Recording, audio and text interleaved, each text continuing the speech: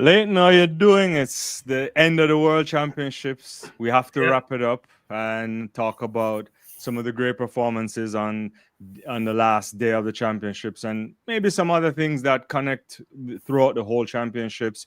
We have to touch on Shelly. There's not even we always talk Yeah. about Shelly. You did a piece on Shelly. We've been talking about Shelly since forever, but Yeah. it's fitting. But before you do that, congratulations. I saw that your channel crossed 3,000 subs, so it's a big Yeah. deal. Thanks. Hopefully, Yeah, man. make it Thanks to the continue. fans for that. Yeah. Yeah.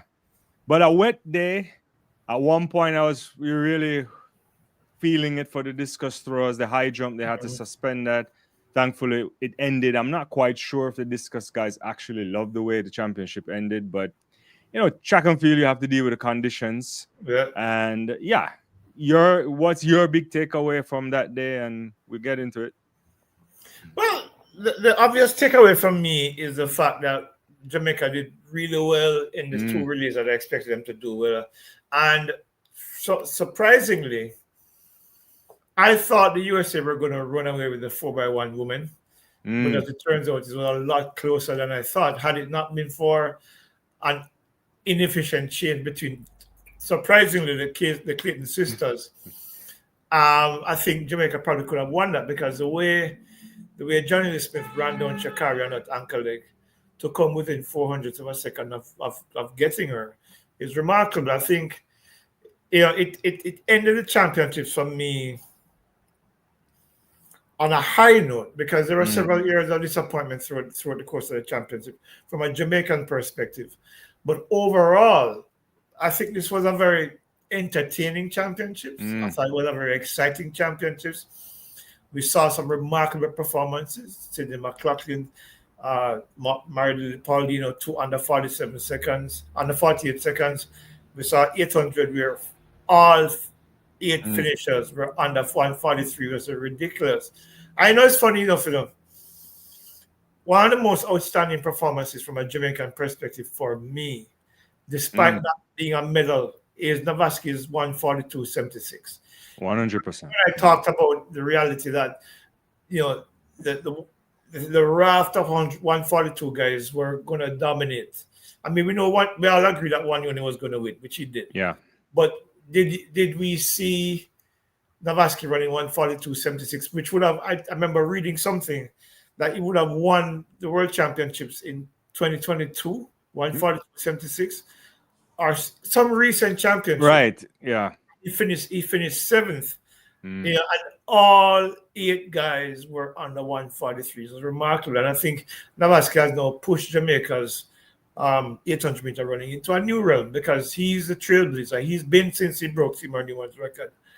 Tyrese Taylor held the record for 3 weeks, and Navaski has taken it back in a big way because I think unless he breaks it right now within its immediate era, I think he's the most likely person to continue to break the record because yeah. clearly since he moved to Baltimore, was it last season? I think he's improved significantly because I think when he went to Baltimore, he was running 144.7, Yeah. and he's down to one. So that's taken almost 2 seconds off his 800 time. No, it's So remarkable. Mm, yeah, man. So it's remarkable, and that was probably one.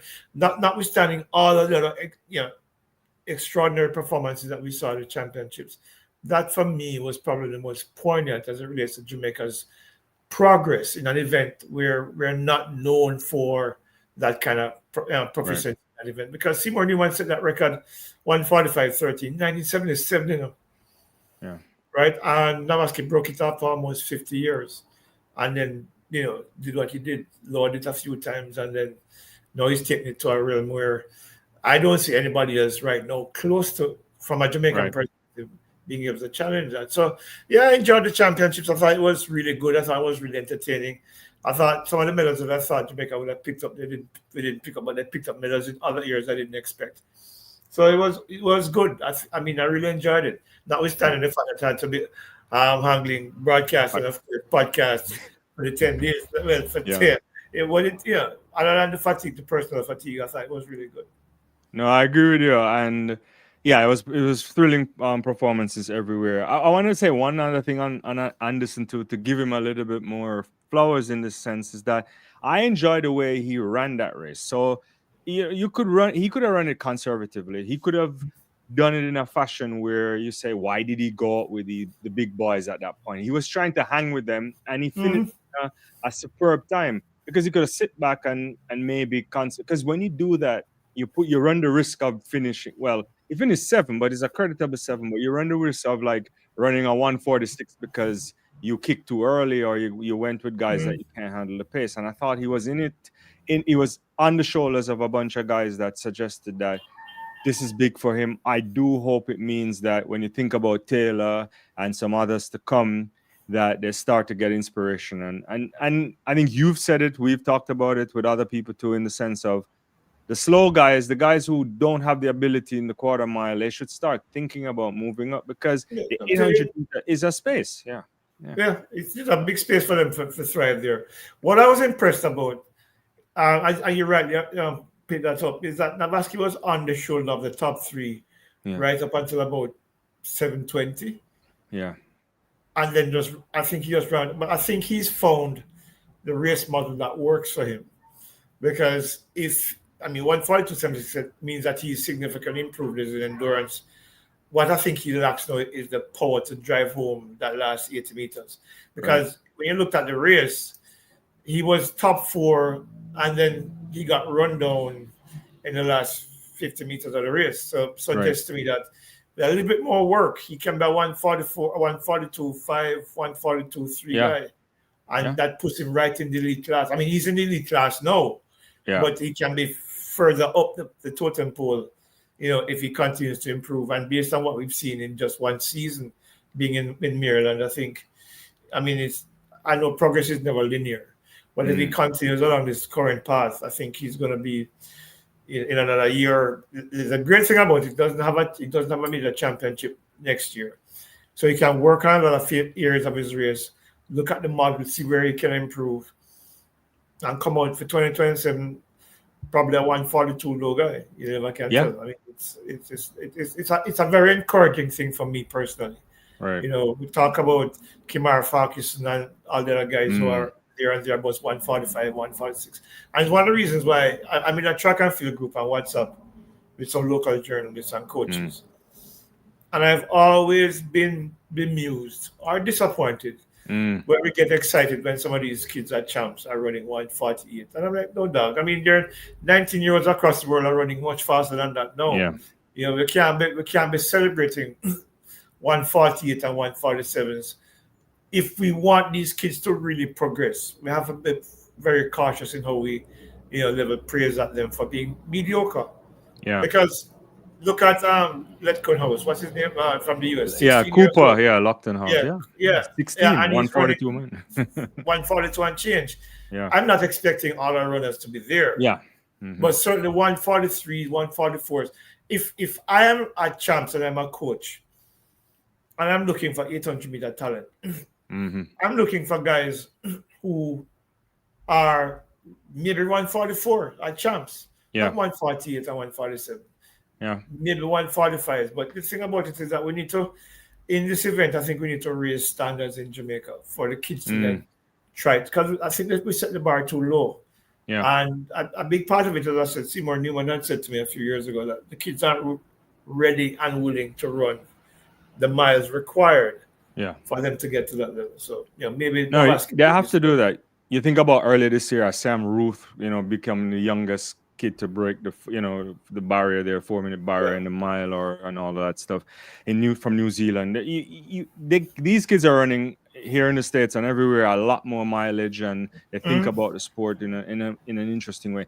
And I think there's a missing element here. Maybe it will never resonate, but road running makes a lot of money. It makes far more money if you can get into those elite marathons. I'm not saying they're primed to do that in Jamaica, but it's an avenue if you want to earn a living as well out of track and field.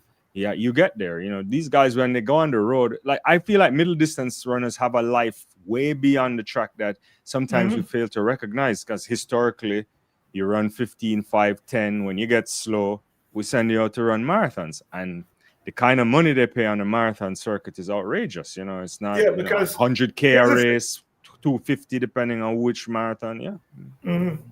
But back in the 80s and 90s, there was a strong road racing circuit down in Manchester. Mm-hmm. I'm trying to remember the name of the guy now who used to dominate. I think he used to work Ah, at I know what you're talking about. Yeah, I don't remember his name. But yeah. um, not Mackenzie. I don't remember. I can't remember what his name is now. But that there's a lot of 5Ks now. That go on and people are running like 17 minutes and 14 minutes, which is not bad. But I think a lot of the 800 are the guys who might be aspiring for 800s. Probably need to run some of these 5Ks Yeah. because there are a growing number of 5Ks in Kingston right now. I'm thinking of putting on one for Knox and the Cartron down in Manchester. So yeah, maybe that can be the crucible for a lot more Right. 800 talent to emerge. Okay, if you can run what 8 miles a day, 5 years Yeah. fought, that's 40 miles a week. That's a step forward.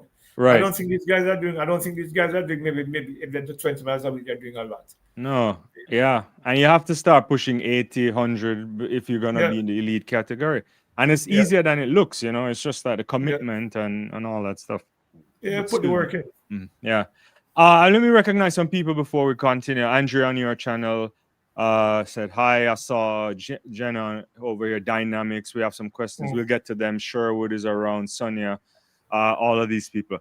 You mentioned something that I want to pick up before we move. So you talked about the 4x1 for women, and like you, I was shocked that Jamaica was this close, given what we were anticipating, and close enough to the point where you're thinking we probably they could have pulled this off. If it. And you mentioned Janelle Smith. I didn't realize that she had that in the legs. Is it something about Richards, or it was just like Smith was like improving in ways that we don't know, and maybe next year we might see the real Smith again? Because she has a lot of talent. It's just never really materialized the way she may have wanted it. Yeah. All right. Let me put that into context. When Janelle was at Auburn, she was running really, really well, and then she had this. She was a member. If you remember, she was a member of Jamaica's 4x1 team that won gold in Doha back in 2019. Yeah. Then she had she was in a car accident where she hurt her back in 2020. I think it was December that year. Trying to remember when it was. It was in 2020. That back injury then became hamstring injuries, quad injuries. She came back to Jamaica in 2022, and the back injuries and the leg injuries persisted, and then she developed a shoulder injury. And so she's been hurt a lot for the last 4 or 5 years. This year, as she told me, when I spoke to her a few times this year, that this is probably the best year that she's been in terms of her health in the last 4 or 5 years. And she ran 11:03 at trials, I think it was. And she ran, I think, 11:0 something at NACA. I can't remember. But she ran a couple of 11:0s during the course of the season. But she's always been a very good relay runner. She was an excellent relay runner at Wilmers. Yeah. An excellent relay runner at Auburn. So, and of course, she has the experience of running at the World Championships in 2019. I think she ran the third leg. It was Natalia White that opened to, who was on the backstretch? It was Shelly? Yeah. To Tinder, to Doha, I can't remember now, yeah, I think it was Natalia White to Shelly, to Janelle, to Sherika in Doha. But since that time, she's been nursing a lot of injuries. She's healthy this year for the first time in a long time.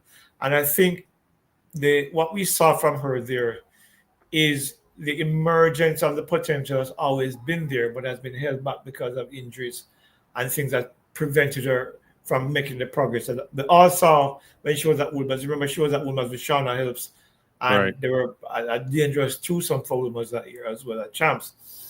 So I think I wasn't surprised when you look at the heats. Actually, she ran really well in the heats, and she ran really well in the final. But there are two things that I think cost Jamaica the gold medal. I hear people talking about if that put Tina on the ankle leg. It doesn't make a difference.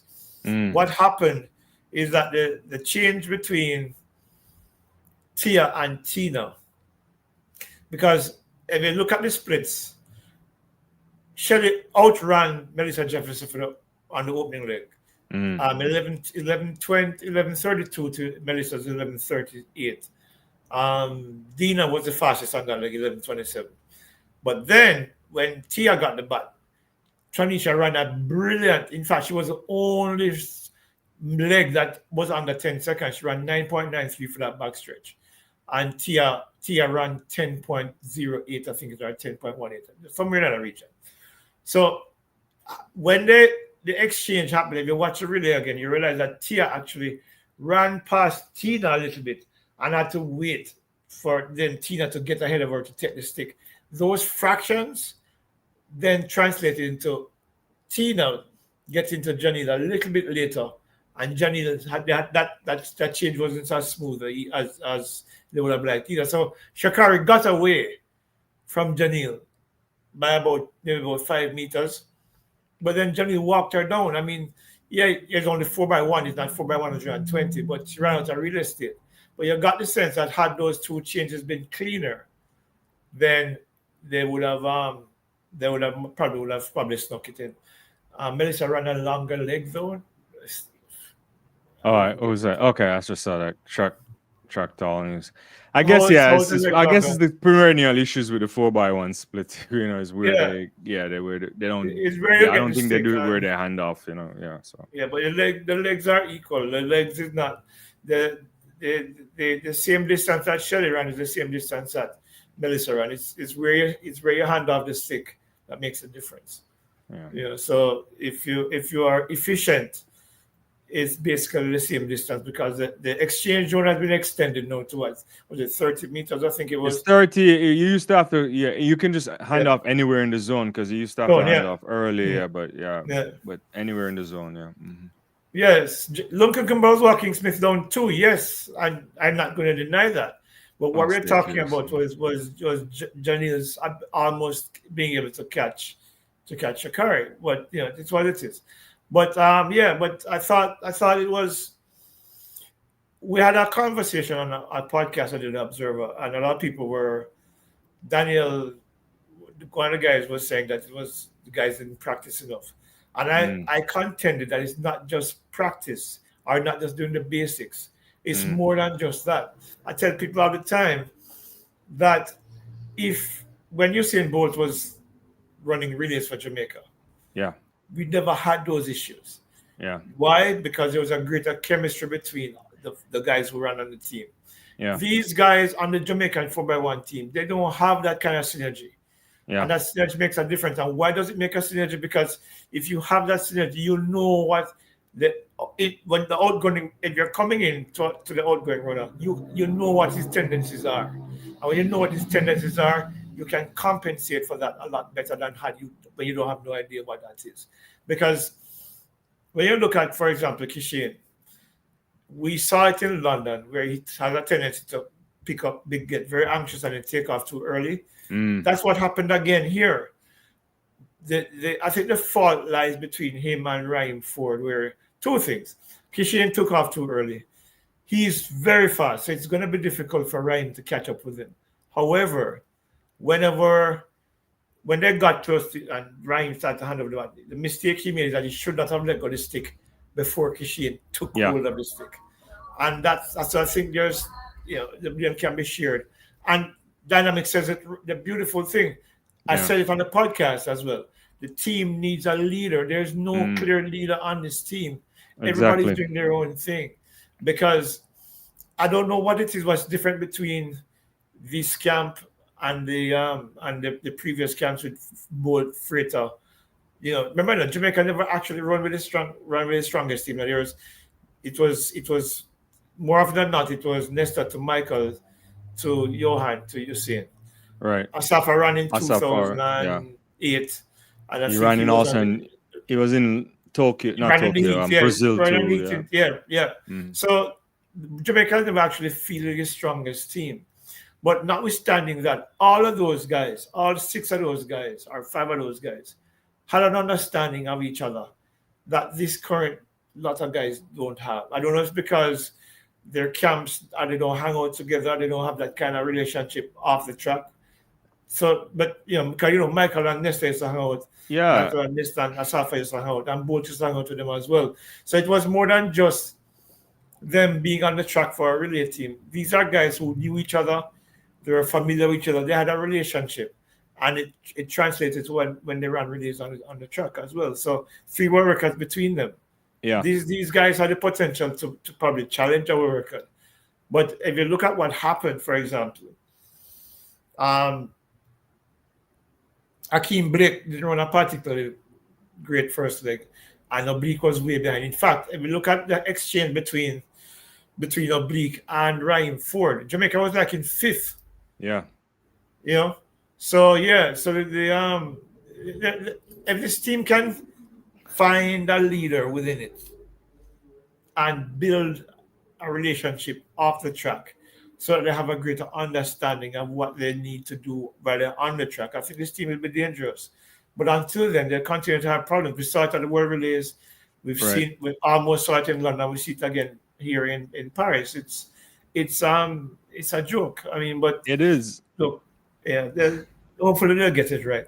Well, here's the thing. That's why sometimes me and you together is not really always great because we agree on everything too much. But no, seriously. So this is the thing that I have been saying, and I've been talking to other people, and I think this part on the relay is sports administration.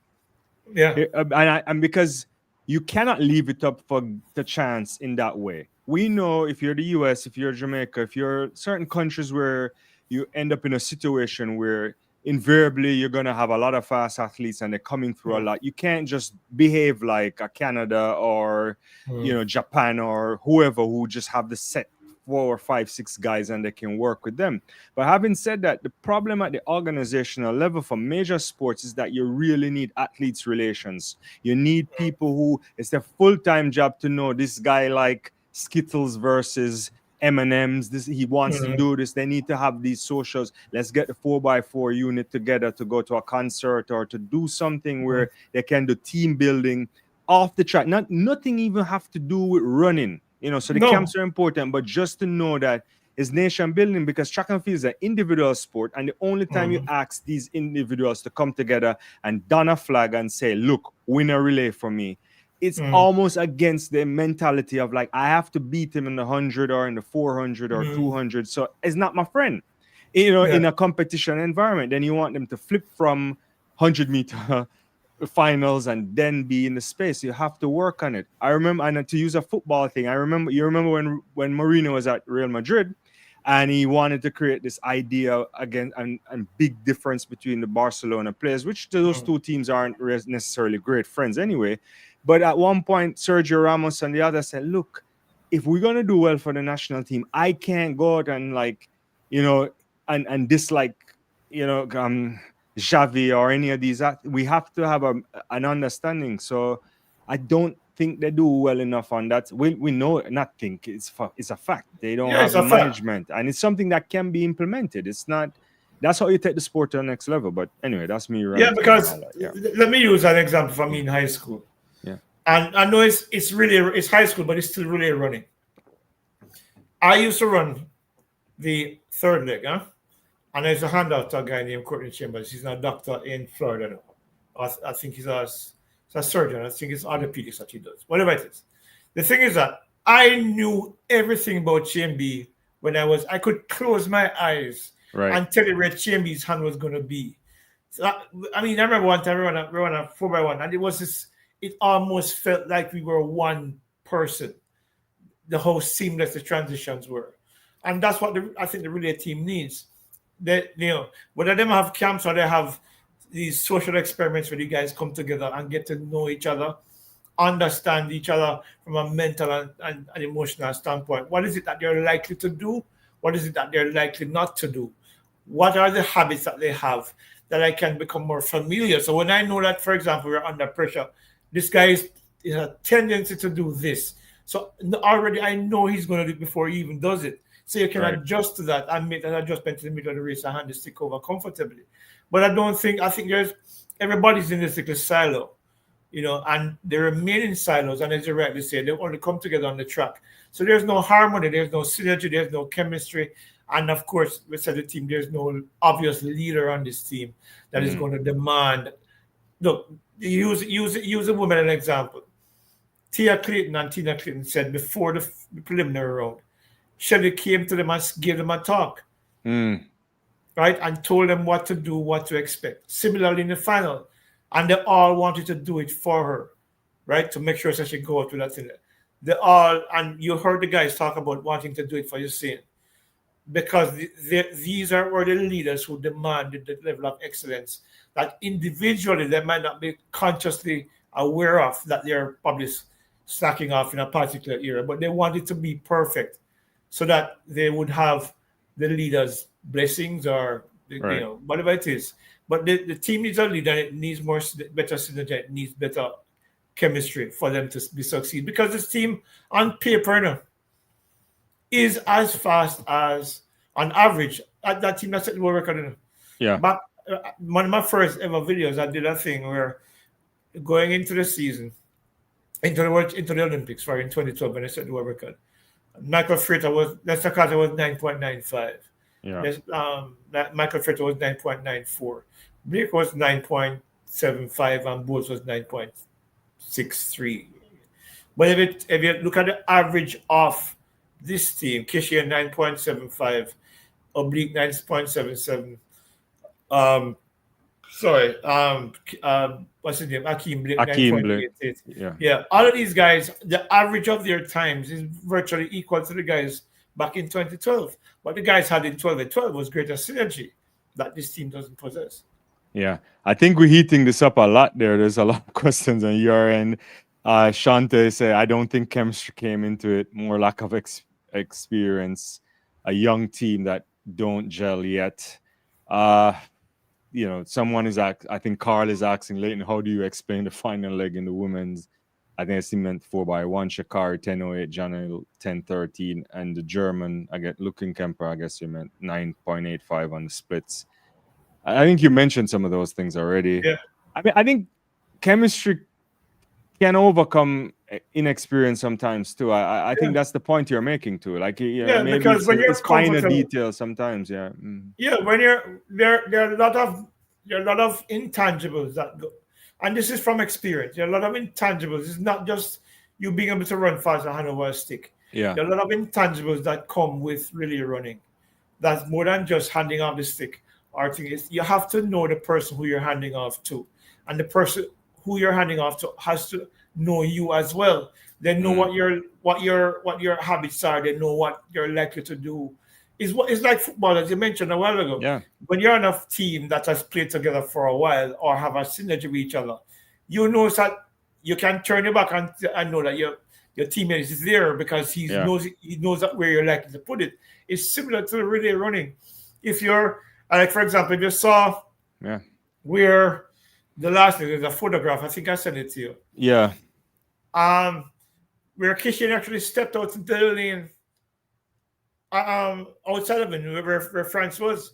So had Ryan, for example, been familiar with a tendency for Kishian to do something like that, he would have probably come back on the inside as opposed to staying outside with him and then probably have a better opportunity of handing off the stick because he knows he would have been familiar with what is likely to happen in those circumstances. So it's not just about practice or doing the basics. Those are fundamentals, yes, but there are other elements to really running than just handing off the stick and maintaining it. If you see how you realize the Canadian team, for example, all of those guys are not in the best of shape this year. Neither the Grass, nor Jerome, nor Brendan, nor Aaron. And they won 37-55. You know why? Yeah. Because they've been doing this together for almost 10 years. They know each other like the back of their own hands. That is what made the difference for them to finish second.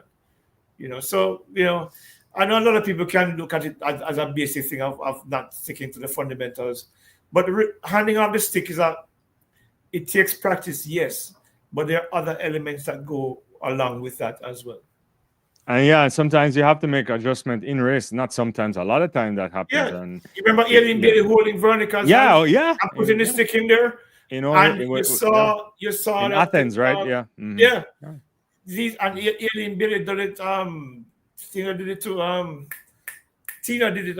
I think Tia did it with Tina as well. Yeah. It's the understanding of who you're handing off the stick to, and if you don't understand that, you're likely to be out of sync, which is what happened between Ryan Ford and Kishian Thompson. They're out of sync.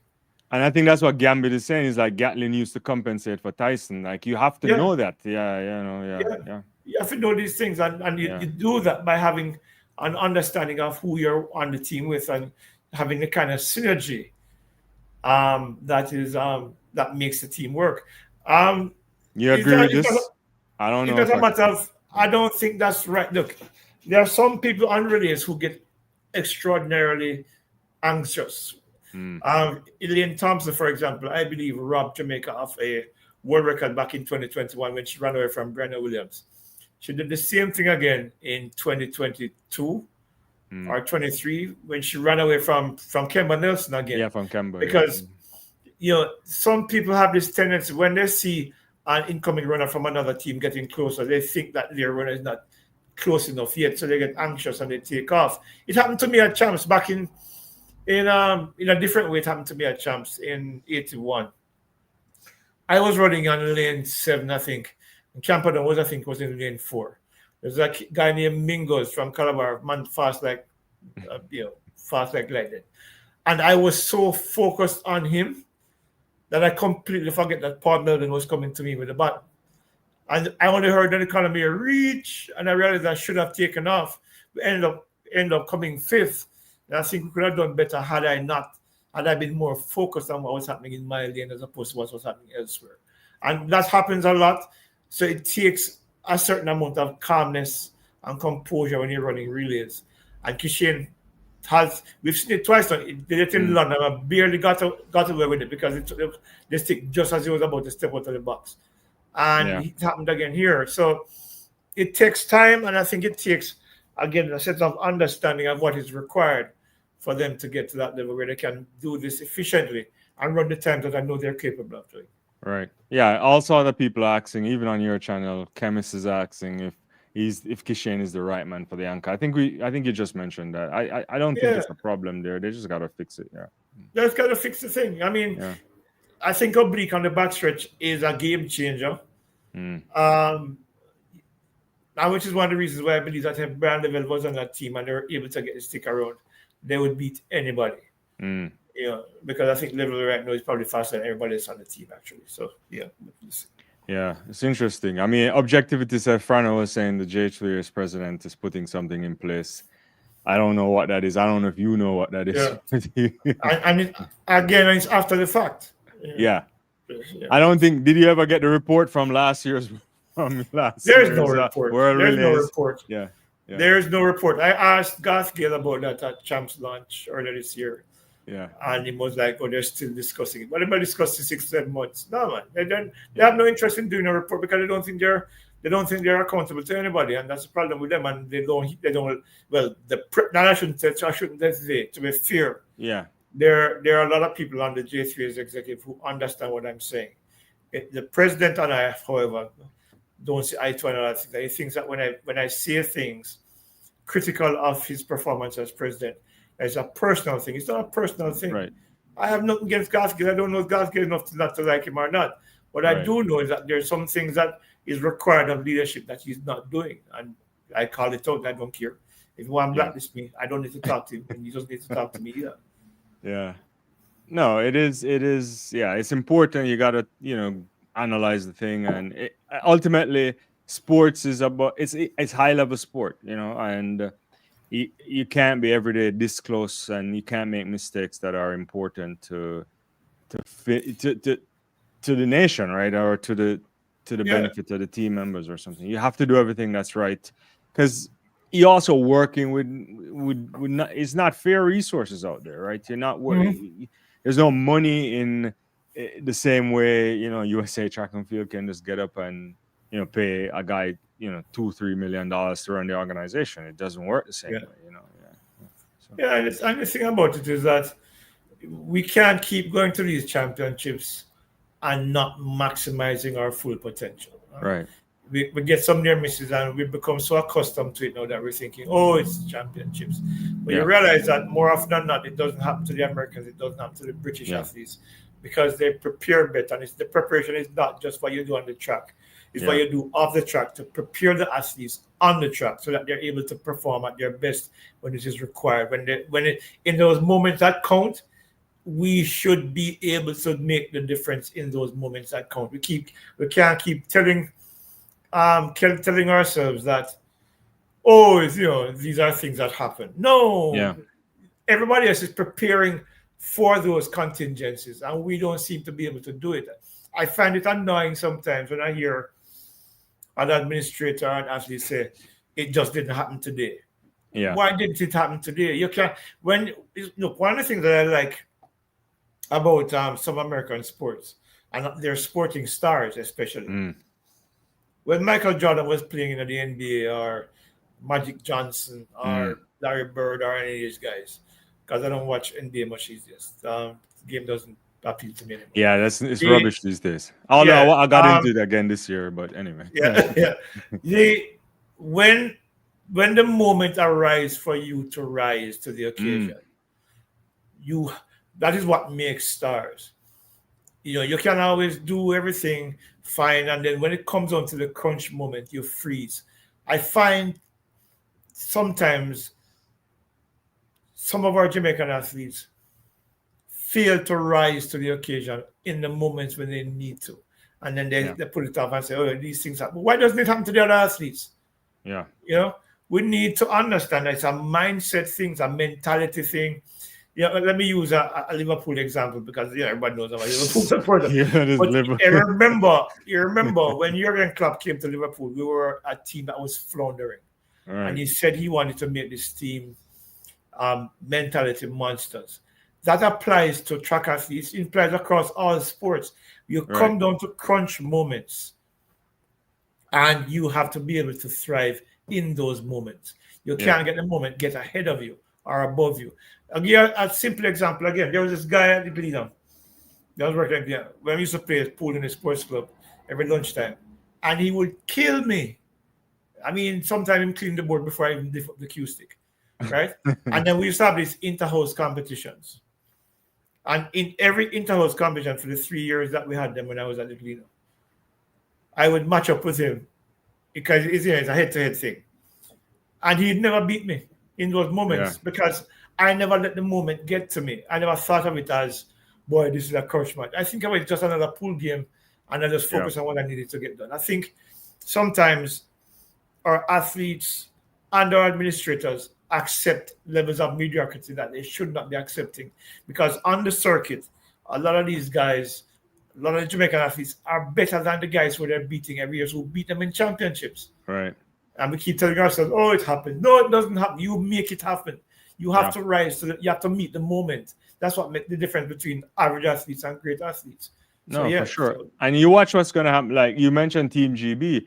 They haven't. This is the first time they didn't win a gold medal in 20 years. Yeah. You think they're not going to take? There's going to be some inquest, some accountability. They're going to make sure it doesn't happen again, because they think track is serious, right? And you have to capitalize on a lot of things. All right, there's a lot of things coming through, but we could go off on a number of things. Since we're in the relay still. And I know people want to go back to the 4x1, but I want to go to the 4x4, and I want to shout out Botswana.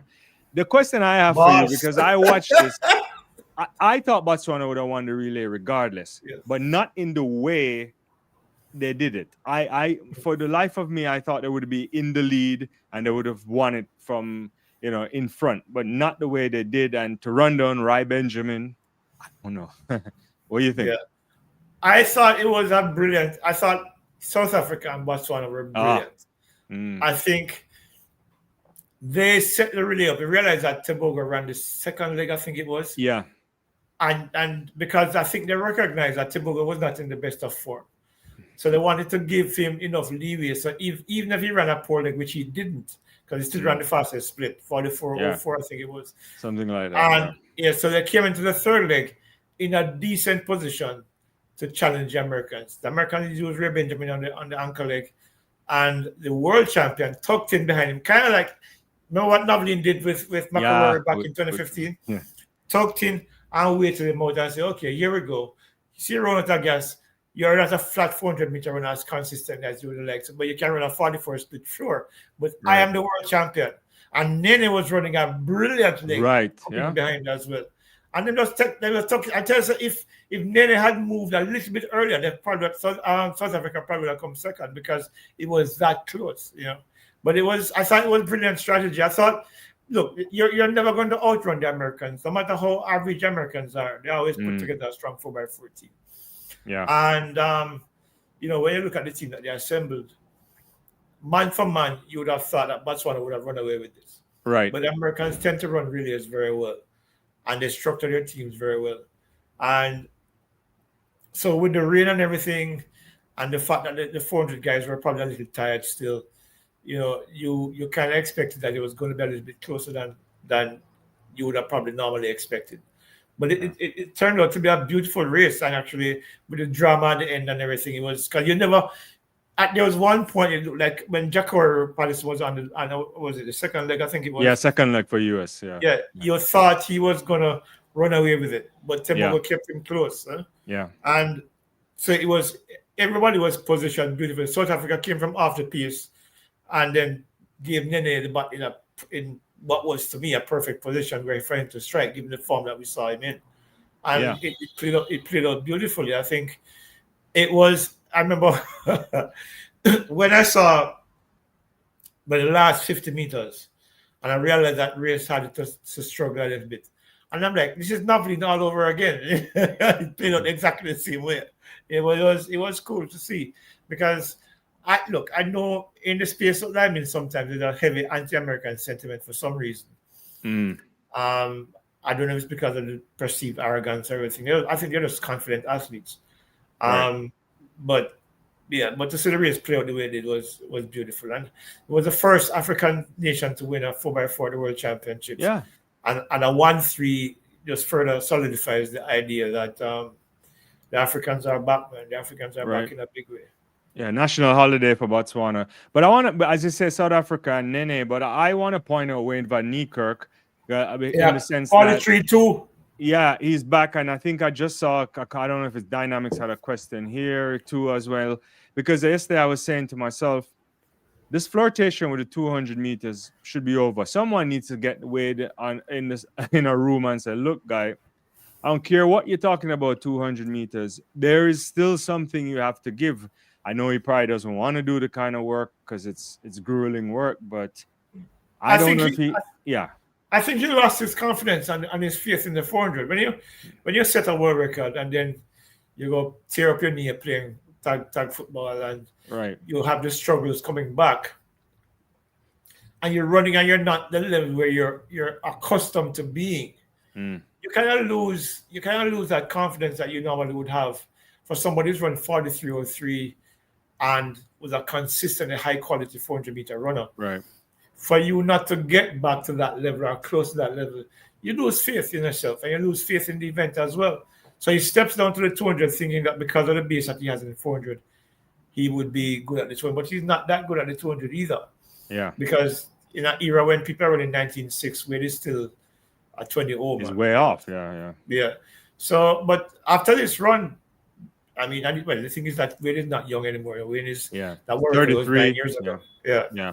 I don't know how much longer he has in it, but I would say next year run some 400s. There's nothing to it's an off year, so do it. Yeah. And maybe you could try for a last world championship. Yeah, because if you can run a 43-26 relay split, it means you can probably run from out of the blocks. You can probably run a 43-9 or 43-8. Which puts him in the conversation again. So, we'll see. Yeah. No, I like it. I think the Africans are doing a lot, and as the continent, we're really good. Even if you think about what Ghana did, because who saw that coming? They didn't. In the end, they got into the final there, but it's a lot to think about. The one nation, and I've been saying it a lot, that has so much talent, but their organization of track and field is awful, is Nigeria. If they can get their act together, they would produce so many more athletes, and they would be able to retain a lot of these athletes because they've been losing athletes since the 90s, right? Yeah, because they're similar to the J3s in many ways. I don't know if I don't want people to think that I'm deliberately targeting the J3s, but I just say this. Because I'm not. I just think that there are things that they need to improve upon. And one of the things that I think they need to improve upon is that they need to understand that the athletes are their best assets. Mm. And governing the sport is not about them. It's about ensuring that your athletes feel that they're wanted, that they're respected, that they're needed, that they are the most important tool in this. Right. They're the most important cog in this wheel that we call Jamaican track and field. Because without the athletes, you're nothing.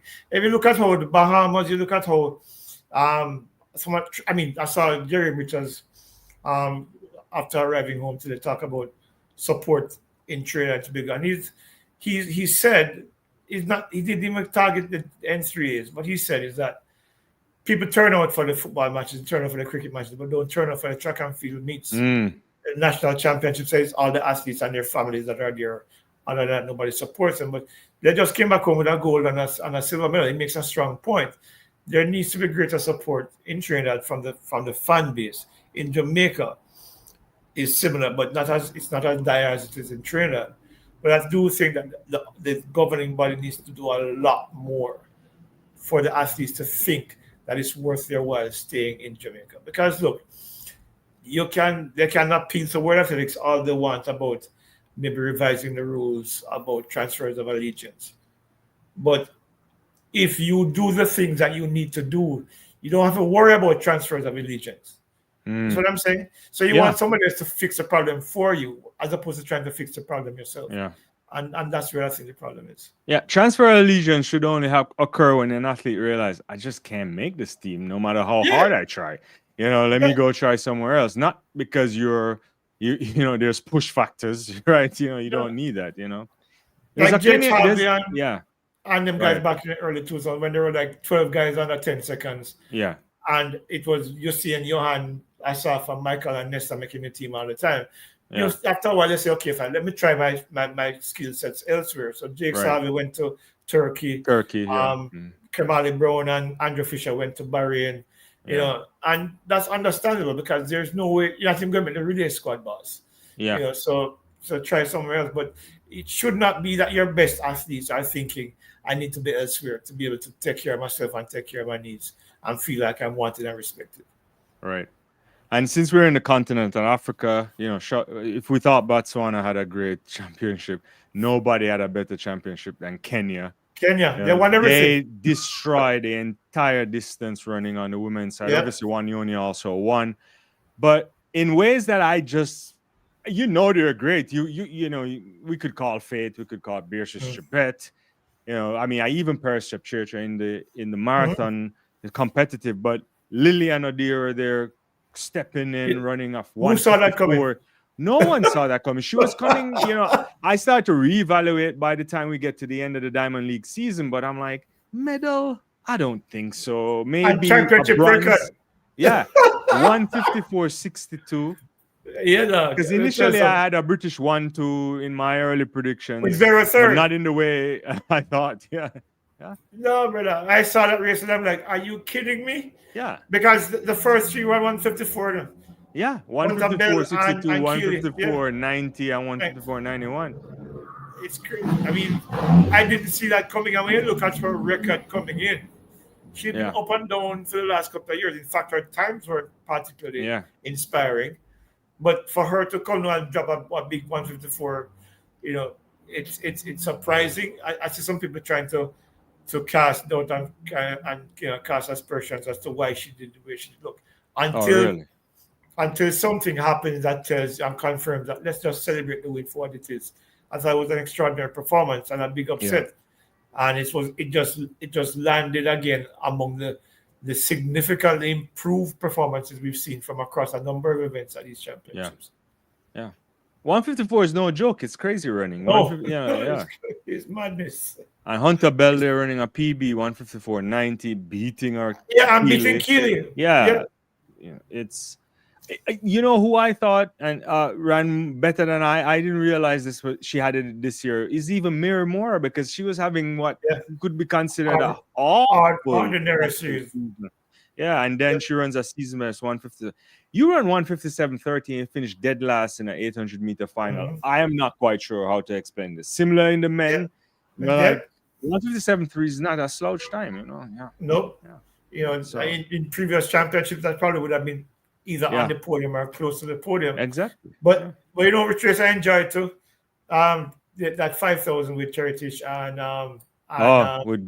Faith Kipiegan and Faith. Chebet. Yeah. Yeah, Chebet. Sorry, not Heritage. Chebet. Yeah, the thing about it is that when I'm watching that race, you know, and Faith is sitting in the middle of the pack, I think Faith is thinking, okay, you know what, the pace is slow, so I have a lot of energy. Right. And she goes out and takes the lead with what? Just over a lap to go. And Chebet just took in and said, all right, cool. This is what you're going to watch me and you. And she'll just stay up on her shoulder and say, so, look, it's not often that you see somebody outrun Faith. Right. And, you know, I enjoyed that race immensely.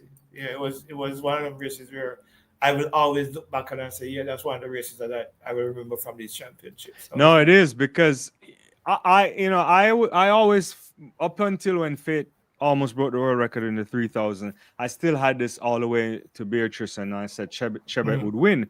But then when I saw the 3,000, I was like, I don't know if she can outkick Faith now if they're close. And so that race looked as if Faith was going to outkick her, and then Beatrice find another gear. And so, because the race kudos to her, slow.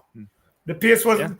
I thought that Chebet would have taken it out and burned Faith. Remember we talked about it? Yeah. About the burning. Maybe Faith a lap out. before or so. Yeah. Yeah. No. But it was playing into Faith's hands.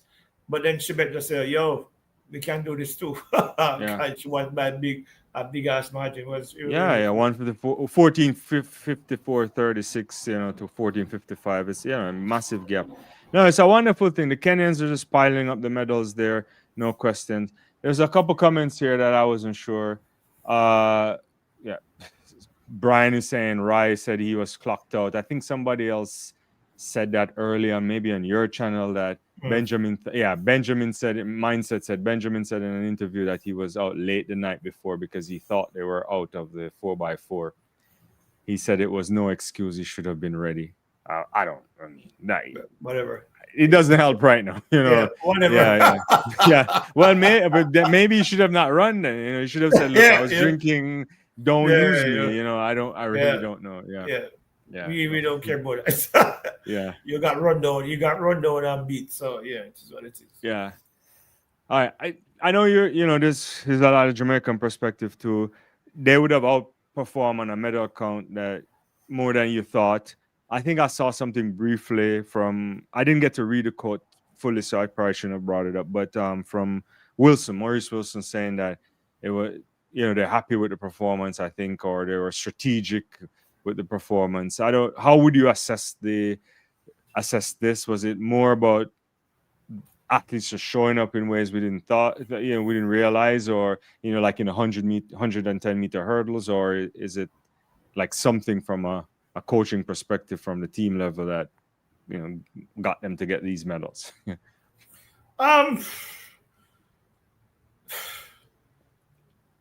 If I'm to characterize the performance, I would say, especially in the context of what happened in Paris last year, right? This was a much improved performance. It was one gold medal, yes, but when you looked at the head-to-heads and the potential for medals during the course of the championships, you never really saw much opportunity for gold medals anyway. I always thought that Seville was going to win the 100, and I've said that on multiple occasions. But when you look across the board and all the other events, nobody really saw another gold medal coming anywhere. Maybe men's 4x1. But other than that, there was no real prospect of a gold medal elsewhere other than Seville to me. So the one gold medal there for me was fine. The six silvers was, to me, a signal of improvement. Yeah, the women didn't pick up a medal in the 100 meter hurdles, but we got two in the men's 110. Yeah, which means that to me, finally, Orlando Bennett and Tyler Mason have come. They have risen above the fray and joined the ranks of a Hansel Parchment and a Rashid Broadbell and a Ronald Levy as championship medalists. So that's an indication of improvement there. But Rashid is back next year, hopefully recovering in time for the World Championships in 2027 because of that surgery on his Achilles. Achilles. And probably people like Jerome Campbell from who's at Arkansas, no transfer from Northern Colorado, and a couple of the young guys coming through the collegiate circuit. I think what we're going to see, or what we are likely to see in the next couple of years, is that these guys, Orlando Bennett and Tyler Mason, will help to trigger. I don't know if trigger is the right word, but encourage a, a more accelerated level of performance improvement from those guys coming behind them. Because Hansel is at the end of his career now, basically. Right? Rashid is still in the pink of his career. Right. But now he's joined by Orlando Bennett and Tyler Mason, who have credentials now as world-class hurdlers. So I think that was something that many people didn't expect. We were hoping. But when you looked at the field with Tinch and, what's his name, Zaya, who didn't deliver because I think his injury became an issue. He had an injuries as well. Yeah. And even with Jacoby Tharp, who won the US championships, you cannot put the Jamaicans just below that level. Yeah. Yeah, especially given the times that are being run this year. Yeah. But 13:08 and 13:12 for silver and bronze. I think now you can safely say that the Hansa Parchment Rashid Barbell ranks have been joined now by these two guys. So that was a pleasant surprise. And it made up for the absence of a medal on the women's side. I was talking to Daniel Williams today, and she was saying, boy, the thing about the hurdle is that you have to clear those barriers, and even though then, for all the good form that she was in, she didn't execute the way she wanted to, so that was costly. Yeah. The thing I would say about 100-meter hurdles and 110 hurdles, and I say this for every country, is that no matter how good you are, you can't bank on those medals because this space is too competitive, right? Yeah. So the Tajik Bunji wins, and we were like, okay, that can happen. We probably didn't really see it coming, but if it happened, we were like, okay, Vesa could have won, but she wasn't there. So it's always something there. In the same way, and even on the men's side, obviously, we sometimes always give it obviously to Grant Holloway when he's in top form, but Tinge, the US come 5-6 stack all the time, right? And the Japanese have athletes, Murataki, they got guys who didn't even make it in the final. There's everywhere the competition is stiff, so you don't want to be banking on those gold medals if you're from a team perspective, because it may not come, Yeah. With Murataki, for example, he ran to 1292 coming in or something. Yeah, but here's the reason why I didn't factor him into my potential medal at all. You see, if he was running 13 O's and maybe a 12.9 or 2 during the course of it's kind of like how Tinch did. Right. You could have probably say, but that's a flash in the pan performance under no pressure. So you're going into a high pressure situation. I didn't expect that from him at all. I didn't expect him to pollute anything significant because running on the circuit and running at 1292, or was that the Japanese championship that he ran it or something? Or an event somewhere. One of them. If it's it was maybe a meet afterwards. Yeah, but in fairness to him, he was in the Olympic final, right? He came fourth last year, right? So I get that. But the thing about it is that this year, when I'm looking at his performances coming, that 1292 was kind of a surprise, to be honest. Yeah. So him going into a major championship where he's not running against, average sprinters and hurdlers anymore. We're talking about the best in the world here. That pressure circumstance is completely different. So him not being able to pull the trigger on that particular, to get below 13 seconds again, or even 13:0, probably speaks to the whole idea that the occasion just probably was too big for him in this moment because he's still a pretty young guy, right? So maybe he lacks that championship message for now. But now that he's had the experience at the Olympics last year and coming into this year, maybe we'll see a better from him in 2027. Possibly. The one thing I'll say about about the hurdles is that you cannot hide from the circuit if you're going to be in the best shape and at the championship. You have to compete with these people week in, week out. And the hurdlers, they definitely don't hide from each other, right? So I'm not saying that, but some of them compete less. But you got to show up because you have to show up. There's lessons every day, every week on a meet. There's lessons, Yeah. Juliet Cuthbert said something in the studio with me the other day that was one of the reasons why Jamaica's 400-meter men are not as consistent. Is because they're not on the circuit. Yeah. They're running 1 and 2 meets, and they're not on the circuit. Knowing what it feels like to compete against the best in the world on a frequent basis lets your body get used to that kind of that stress that is required for you to pull off wins and run fast times consistently. I think it's probably the same with Murakami, where he's not running against these guys often enough to understand how to pull that trigger when it matters most. So that's Marvin is saying Tyler was on the circuit, but I don't think Tyler had the credentials to be on the circuit. No. The way I'm sure he would have wanted to be on it. Next year might be a different story. Yeah. What Tyler told me was that his primary focus. I did 2 interviews with him this year. Yeah. And what he said to me that his primary focus was not going to be running at meets. He wanted to work on some things for nationals and then for the world championships. He was fortunate, I think, to put it together, having not had that many races leading up to the championships. But he somehow, him and journalists found a way to trigger that performance at the national in Tokyo. So 13-17, then 13-12, 13-12. Tyler has never run that consistently fast ever. So it worked out to his benefit. But longer term, does it work longer term? Maybe not. Yeah. Zahir Clark on your channel is asking, should Sydney return to the 400-meter hurdles or try to lower that world record if she goes on to break the flat 400 record, or should she try the 200-meter next? She's done everything. She's done everything she can possibly do with the 400-meter hurdles. I think now the new target for her would probably be the 400-meter world record, because I think she now recognizes that it's within reach. Right. She runs 3 rounds and she comes within 0.2 of a second on the record. I think for her, if I were her, I'm thinking like how champions think. Why not go for the 400-meter world record? Right. And in a post-race interview, I don't think it's the 200 that she's probably good. Somebody asked her after she broke the world record, they asked her, is the 800 next? And she said no comment. And that tells me that she's probably giving it some thought, because I don't think the 200 is a challenge for her, because she ran 22.0 and she probably know, hey, we can do this. This is easy. But the 800 presents a challenge, that's something that she's never done before. And as I've said, I don't remember it was you I was saying it, but if she can run 47 consistently, it means that she can probably split 49 and come back home in 53 and run 152 and break the world record. Because she's that strong. She's very efficient in her running style. And she's incredibly strong. Her speed endurance is up there with the best, if not the best of all time.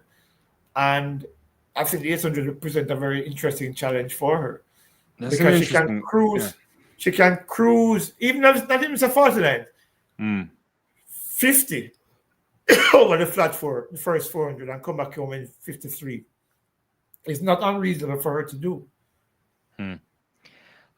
2 points on this. One, I think the 200, to respond to that, that's a difficult space, because I don't know where our ceiling is on the speed. I suspect she can go down, but I don't know if you can consistently run. You want to make sure your body is in like a 21.5, 21.6 shape consistently to be assured that you can be competitive. So that might be a challenge. To the 800, that's very interesting. I wonder if she'd have to get a bit leaner too. I don't know how Bobby would work that. She's not huge, but it's a lot of load to come around twice, though. Twice. Muscular-wise, But Sydney, I think, is in that sweet spot in terms of her waist and her frame. Right. Yeah. That she's not big. I mean, when I was talking to her at the AC hotel, what I found her, she's thin, but she's very lean. She doesn't have much body fat. So I think running the 800, I mean, I've never seen Keely Hodgkinson live, so I don't know what her frame actually looks like in real life. But I don't think Sydney's far off that frame that she has. I mean, the 800 runners are generally very thin. Yeah, our legs are bigger though, I think. Yeah, but yeah. yeah. Quads wise, I yeah. think, well, but if she probably, I don't know, if she would No, need to I think it's sacrifice possible, 5 pounds. right? Yeah, yeah. I don't know if, yeah. Would she though? Like, yeah, that would be One, interesting. Yeah, one of the things about Sydney, and it's something that you've come to see with her, she likes a challenge, huh? Because she could have kept on running the 400-meter hurdles and probably take the time down to 49 something and just walk away as the greatest 400-meter hurdler in history, which she already is. right. And now she's doing it to the 400. And so if she breaks the world record in the 400, I get the feeling that she probably look for a significant challenge to take on. Yeah, And she's what? No, she's what? 26. How old is yeah. she? She is 26, I think, or 20. Yeah, Yeah. So another year or two, she breaks the 400-meter world record, yeah, and she takes on the 800, where she doesn't have to have that explosive speed anymore, or relatively explosive speed. She can. I mean, I found it interesting. The right smile on her face, and she said, "No, coming for the 800." No, I, I don't I, disagree. yeah, as something that's it kind of indicates that something that she's probably thinking about. So Yeah. No, Dynamic said something. I don't want to get in trouble, but whatever. We'll say he's happy that Jamila's both of Jamila's records are gone this year, right? The championship records, right? Because Sydney yeah, took the 4 and yeah, the 8 went to Lillian. So yeah, who knows? Yeah, yeah, yeah, we'll see. But it'd be very interesting to see if Sydney can run 153 or 152. yeah, I would love to. I would watch. I would go miles to watch that. yeah. I would too, and I think if they were to dabble in that, and I don't know what I think's long term plan is with Bobby. I don't know if she'll change or anything like that, but they would give her another athlete that's running Yeah, the 800 meters, because I'd love to see I think do more on the 4.2, because I think she has a great way of probably can doing a 4.8 type of double. It might be ridiculous, but it could work. And if both of them are doing that, then yeah. they could put the limits on the records in some ways that we weren't expecting. Yeah. Yeah, I mean, Alberto Wantarina did that in '76, Yeah. so it's not It's impossible. never done since, right? Yeah. Yeah, that hasn't been done since. So Yeah. it's a situation where if they can set the schedule to accommodate that, Yeah. it's an opportunity, I think, for the athletes to try. Yeah. Yeah. And I think if on a home Olympics, if they can plan it, they'll do it, because they got the schedule from MJ in '96. It's possible. And Perek did the same thing as well in the 2.4. That 2-4, yeah. Yeah. So if she wanted a 4.8, I suppose it could work. Or many people are thinking like a 400 meter hurdle double, but I don't know if you want to do that. But That's tough. yeah, Those two events are tough. Yeah. Because the four hurdles is very difficult. Yeah. So to take on with a flat 4 double, that's murder. Yeah, that could come back to bite you. Yeah. A big way. Yeah, it could be like when they do when Sifan tried that triple 15, 510, or Goodoff tried that the other time too, and it just didn't work. Yeah. Sifan did mud here. I tell you, that's really got to sniff something. Yeah. I know she's living life on the marathon circuit. Yeah. Yeah. Go ahead. No, I just saw a comment here. Good evening to you. I mean, some of these names you have, guys, it's difficult to put them on the screen. Yeah, beer back.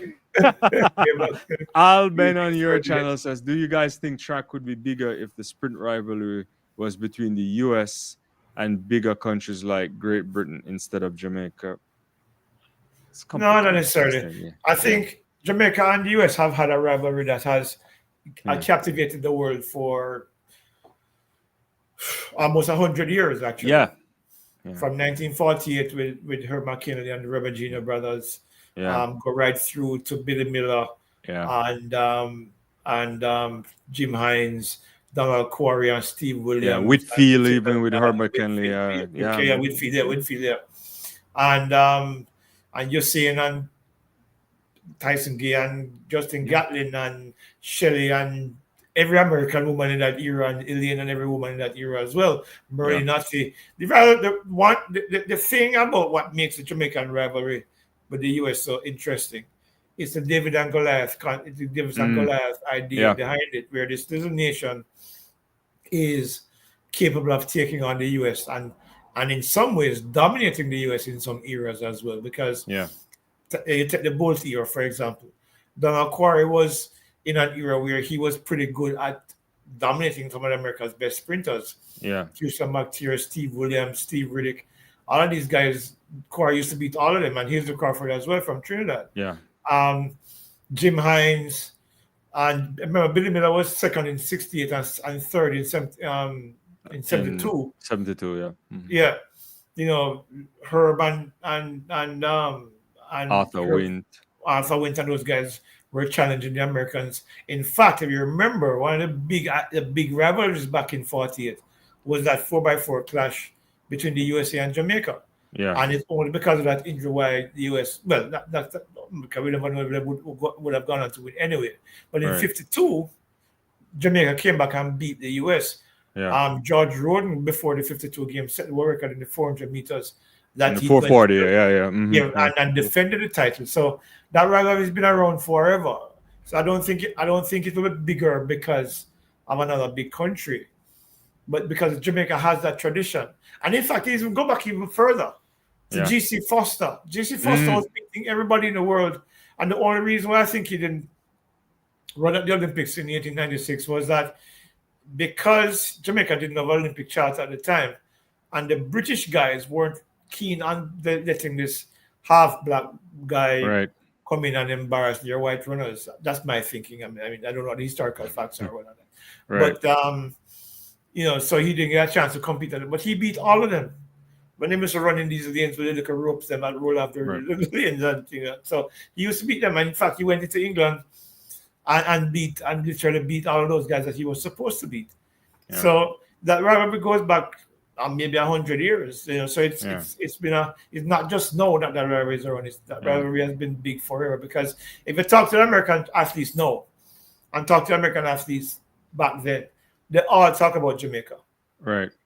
Yeah, because Jamaica was the country that they had to try to laud their excellence over. The Jamaicans are always punching above their weight. So it's one of the reasons why that rivalry is what it is. It's just this David versus Goliath concept that I mean, it emphasizes the motto in ways. It's the best, the little but your tallow is track and field. That's where it is. I will say,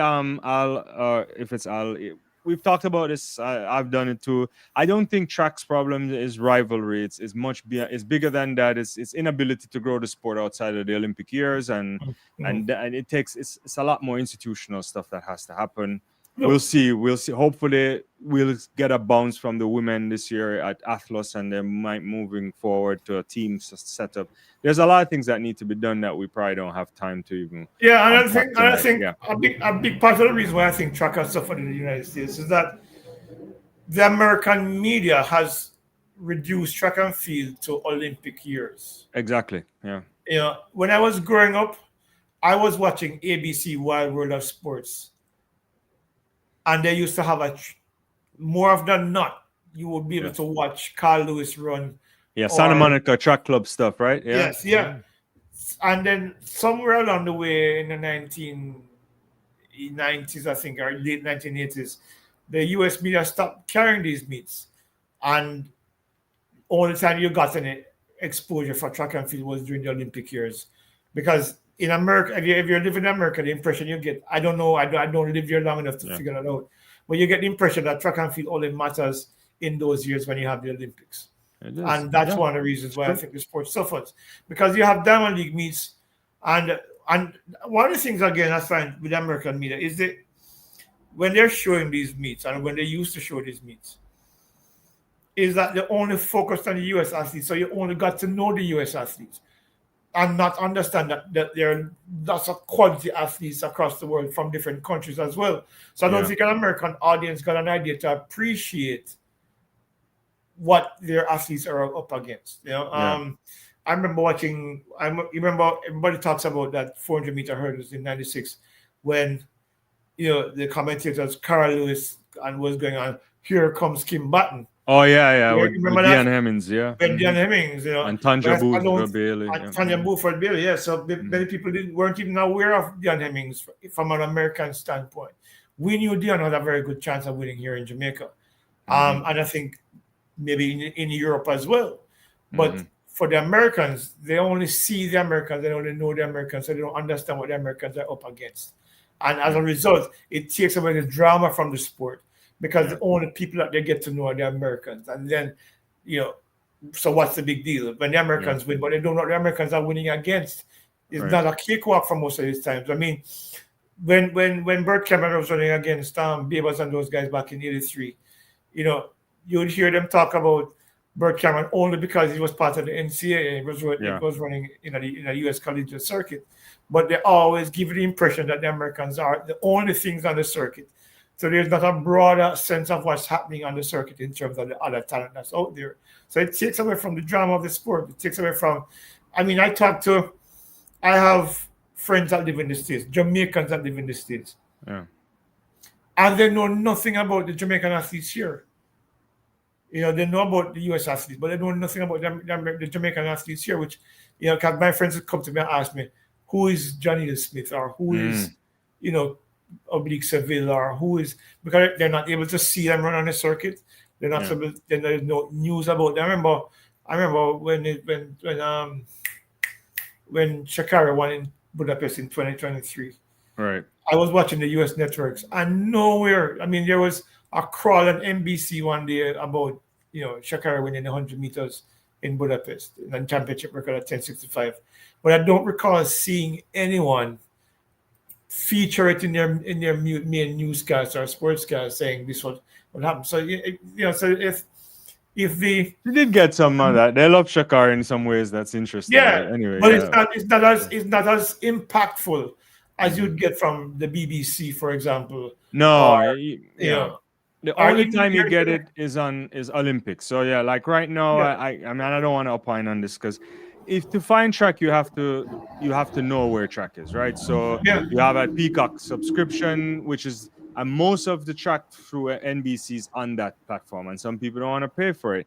They lost the Diamond League this year to Flow Track, except for yeah, Prefontaine. So in the US, Prefontaine is massive. The NBC will always cover it on a Saturday or partial parts of it.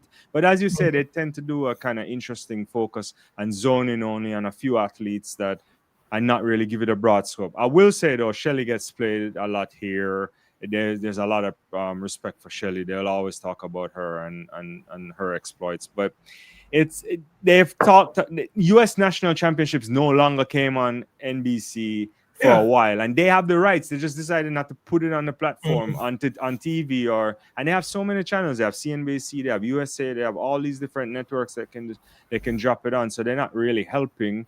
And then you have to get the rest from USA Track and Field TV, which is another subscription. And the next thing As you as you know, yeah. sure would make an interesting comment here, saying that Atto ensures the public knows who the top competitors are.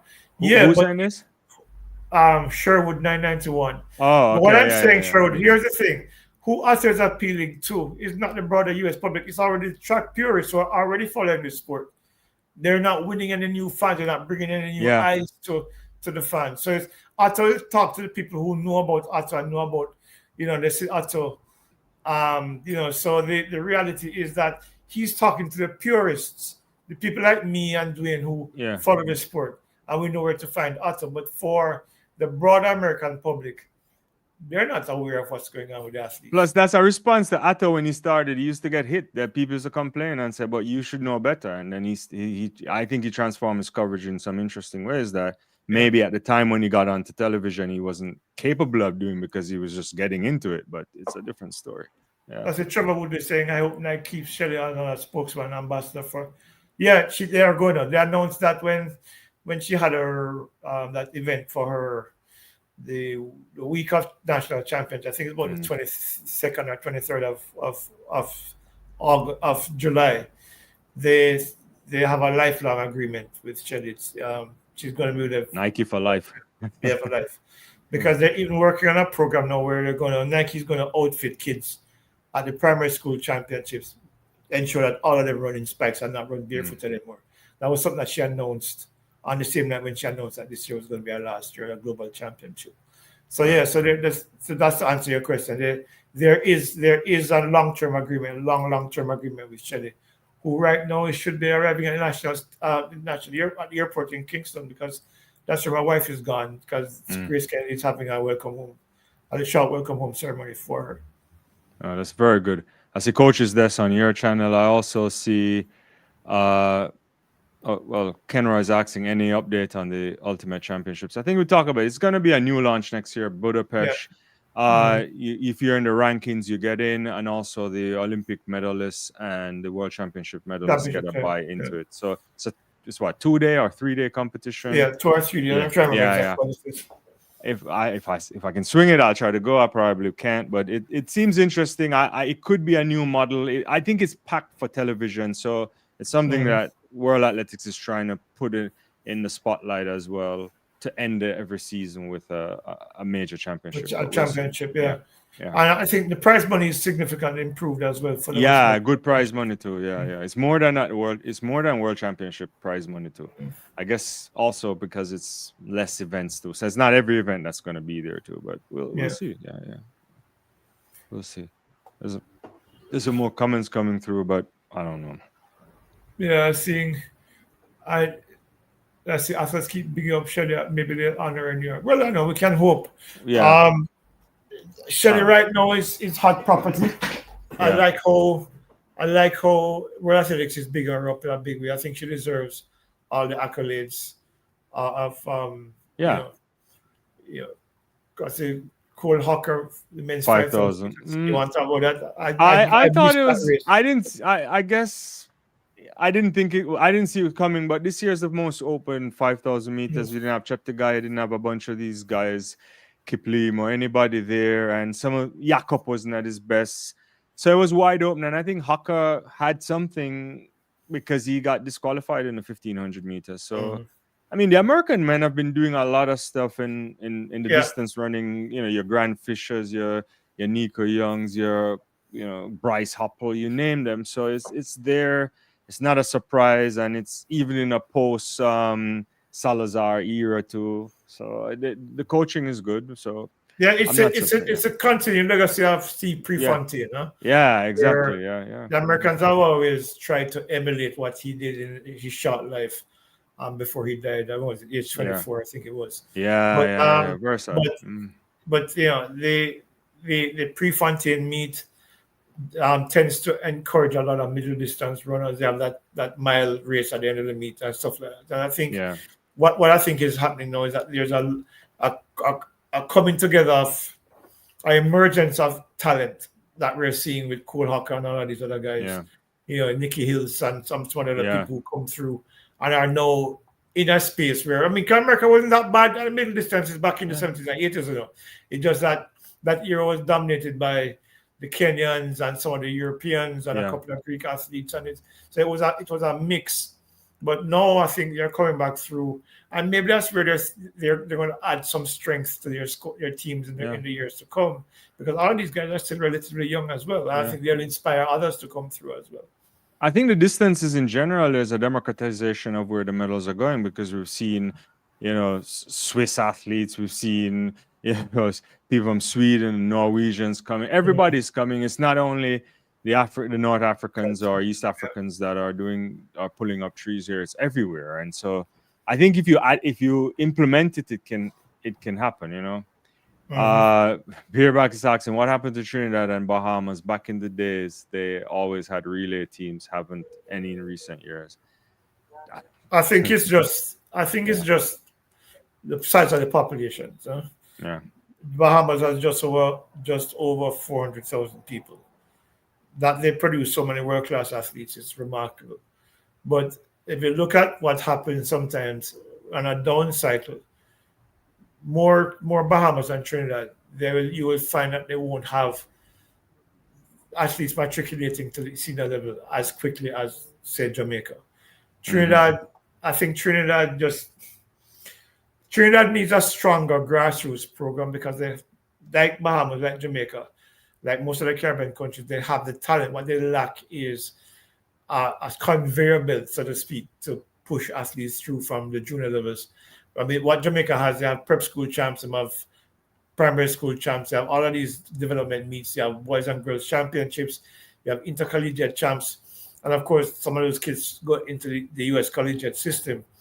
So Jamaica is more likely to continue to produce athletes at a faster rate than the Bahamas and Trinidad. But I think Trinidad probably, they're trying some new things. So let's see what happens in the next few years. I think they're trying to reintroduce or to put some emphasis behind the club championships in Trinidad, where they're getting more kids to come out and to participate in sports. Keyshawn Walker was telling me earlier this year as well that he planned something like that as well. He has something going already, but he's planning to put more greater emphasis behind it to get more talent behind pushing forward from the junior ranks up into the senior ranks as well. So maybe in time things will change in Trinidad. And as you heard me say earlier, I mean, Jeremy is calling for better public support for the athletes down there, because sometimes if you're not feeling like you're getting the support from the people who you represent, there's no incentive for you to push on and do great things. If you're in a country like Jamaica, where even though a lot of the people are wagonists, but at least they're showing you their support. At least they're saying, "Yay!" when you win. He said it, I didn't. Yeah, it is what it is. But I think how you know that sport is growing in a country is how well the public support turns out for it. And in Trinidad, unfortunately, for track and field, that's not happening right now. Yeah. But they have a lot of talent. You have what's her name? Genevieve DeGans, the long jumper. Right. You have the Frederick Tins. You have Leah Bertrand. You have a lot of young talent coming through. So I think in another couple of years, I think we'll probably see more medal prospects coming from Trinidad. But they still have to have a stronger grassroots program. For Bahamas, I think they're just too small. So maybe in another couple of years, they'll find some more talent again coming through. Because Stephen Gardner has been hit by injury for the last 3 or 4 years. So the only person carrying them now is the hurdlers. And of course, you see Anthea Charlton. She ran 10.87, and she's a 6.98 long jumper. She has a national record with that. Her sister Devin is a world indoor champion, world record holder.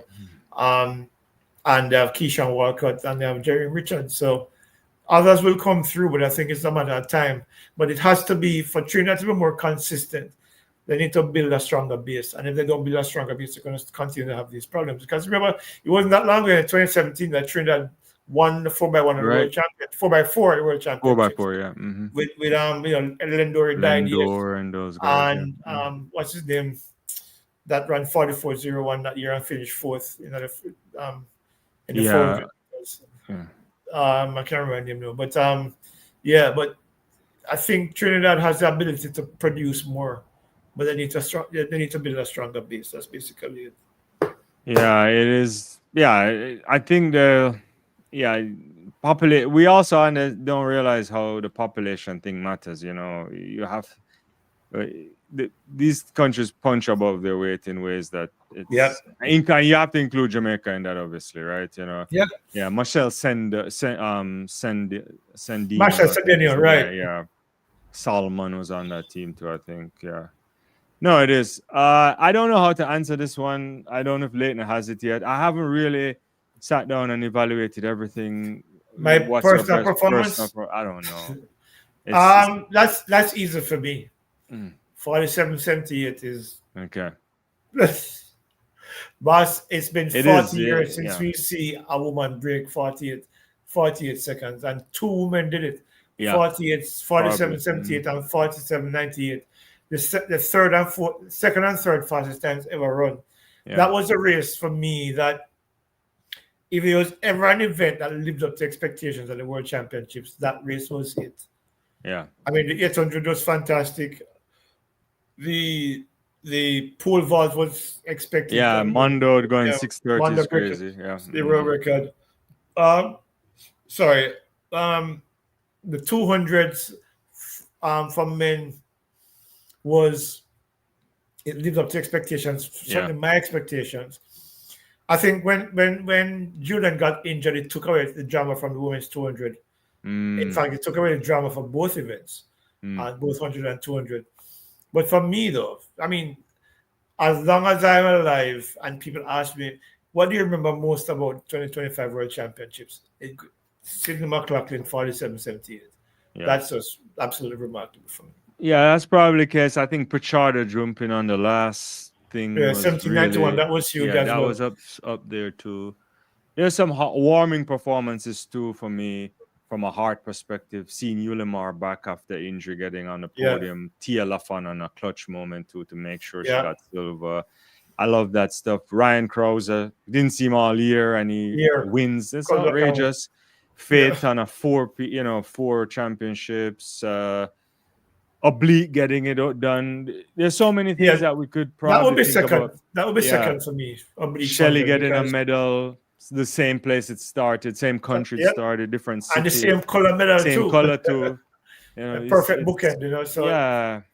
I yeah, don't. well, there are many outstanding performances, but Sydney for me was the one that had me Yeah, going, what the yeah. yeah, Yeah, that was incredible. I mean, and the relative ease at which I look at her relay split. The girl run 47 relay split in the rate. yeah, I mean, under no pressure whatsoever.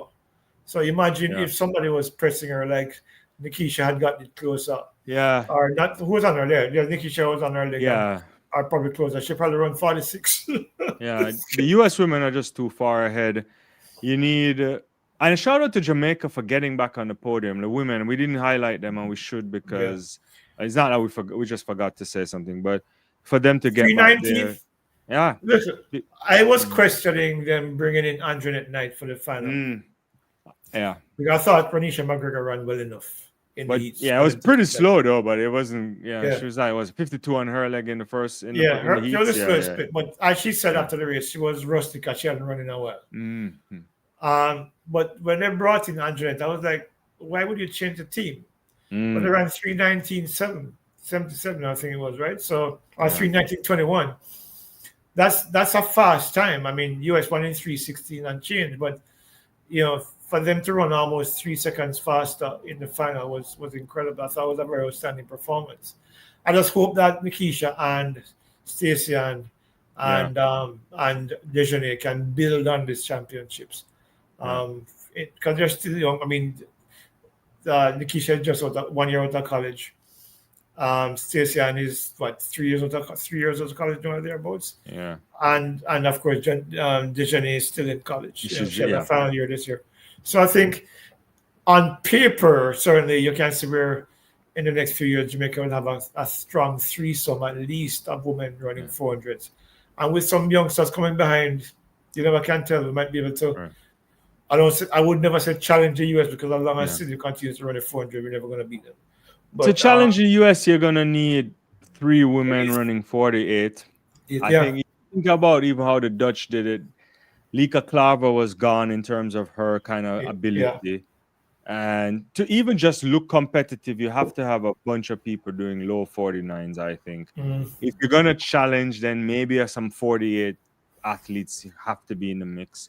You need at So I least two think forties. it's You for need at Jamaica. least two forties, yeah. Yeah. Mhm. And a couple of 49 second runners. Yeah. And the thing too, why it's also hard to challenge the US too, is because the depth is so broad that Yeah.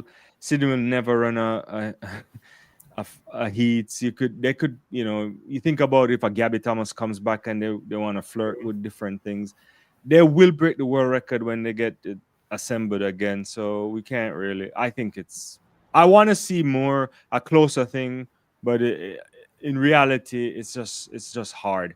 Team GB, they have to step up too. They always are there, but I don't know. Yeah, Yeah.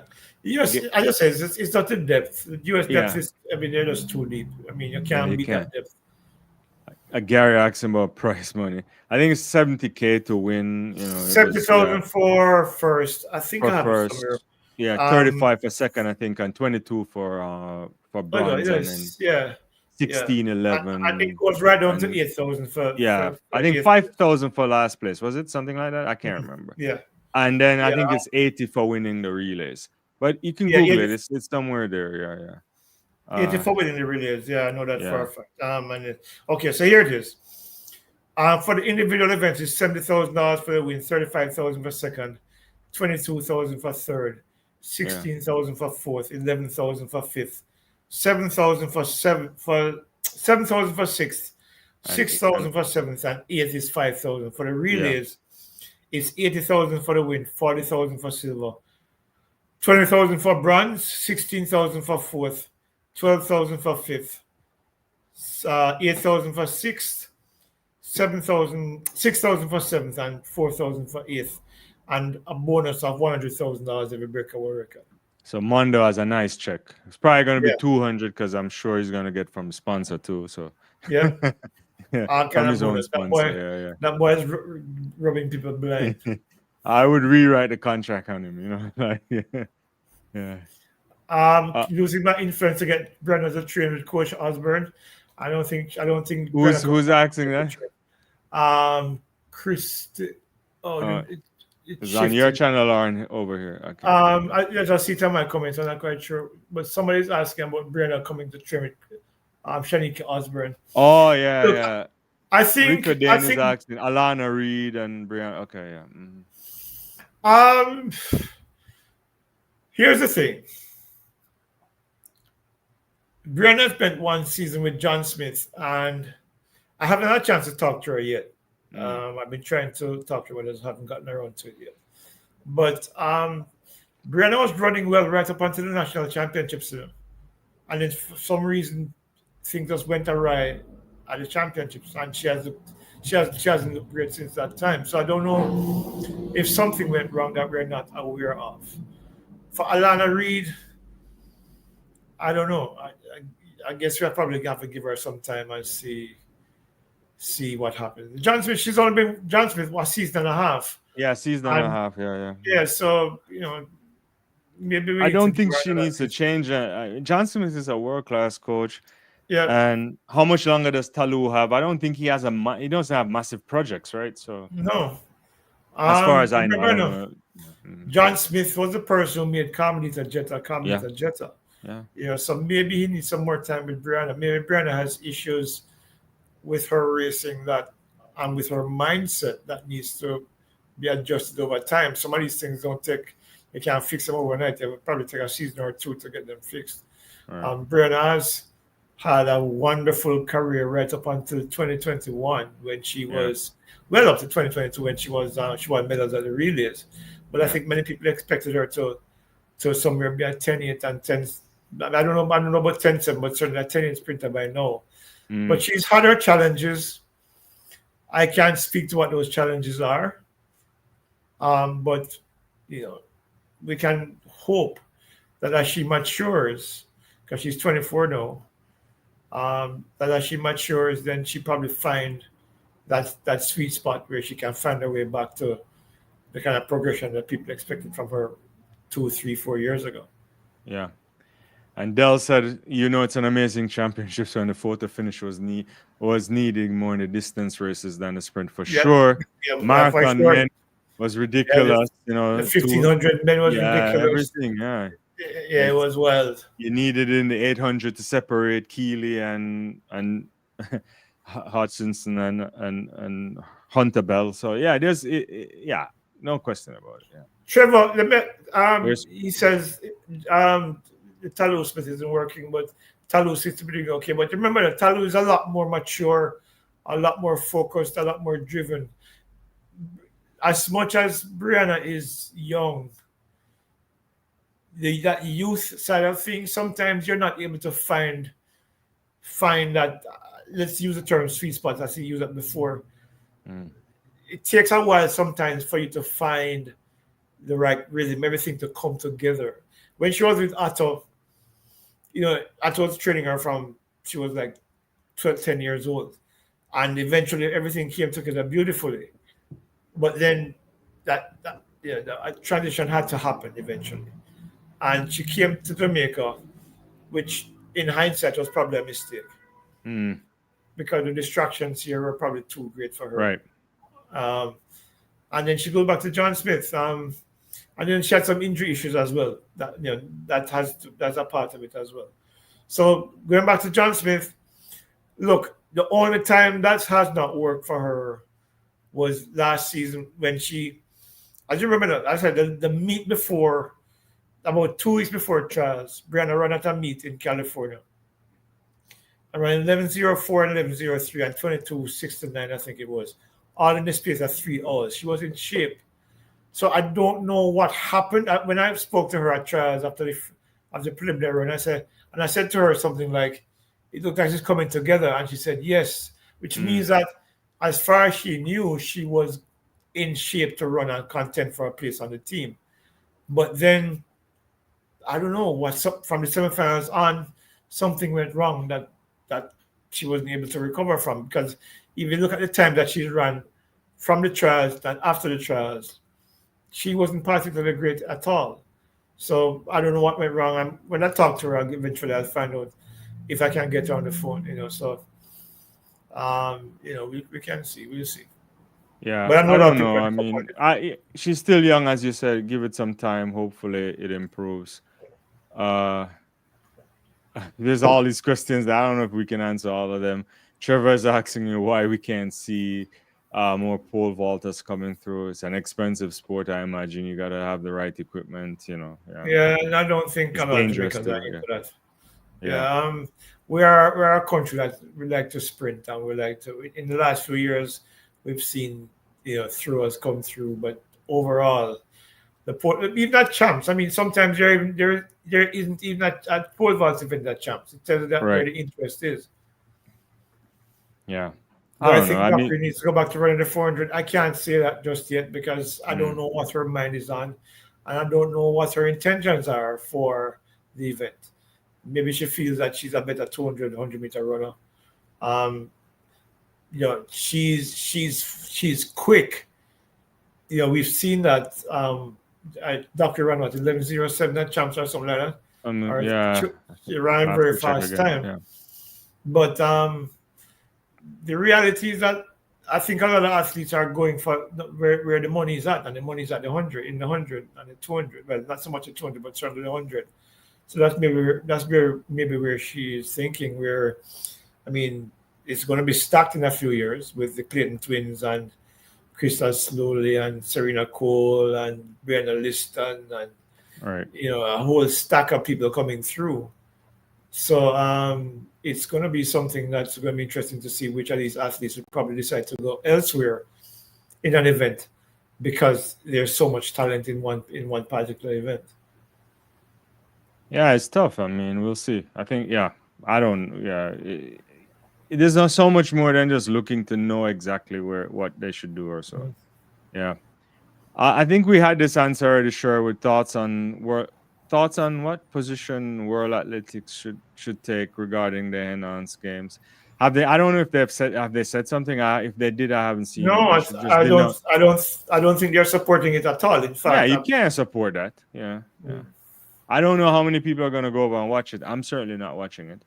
I guess you might be forced to watch it because it may come across a feed, but I don't. I think the integrity of sport is beyond whether everybody agrees to take some enhancement. I just think there's certain things that you shouldn't do, and that's my position. So I can't tell you what to watch, but I'm certainly not. I'm not supporting that at all. Yeah. Cool. Yeah, but I can't see that she needs to go to check Shaniki too. I don't know what to say about that. I don't know if Shaniki wants to take on too many people.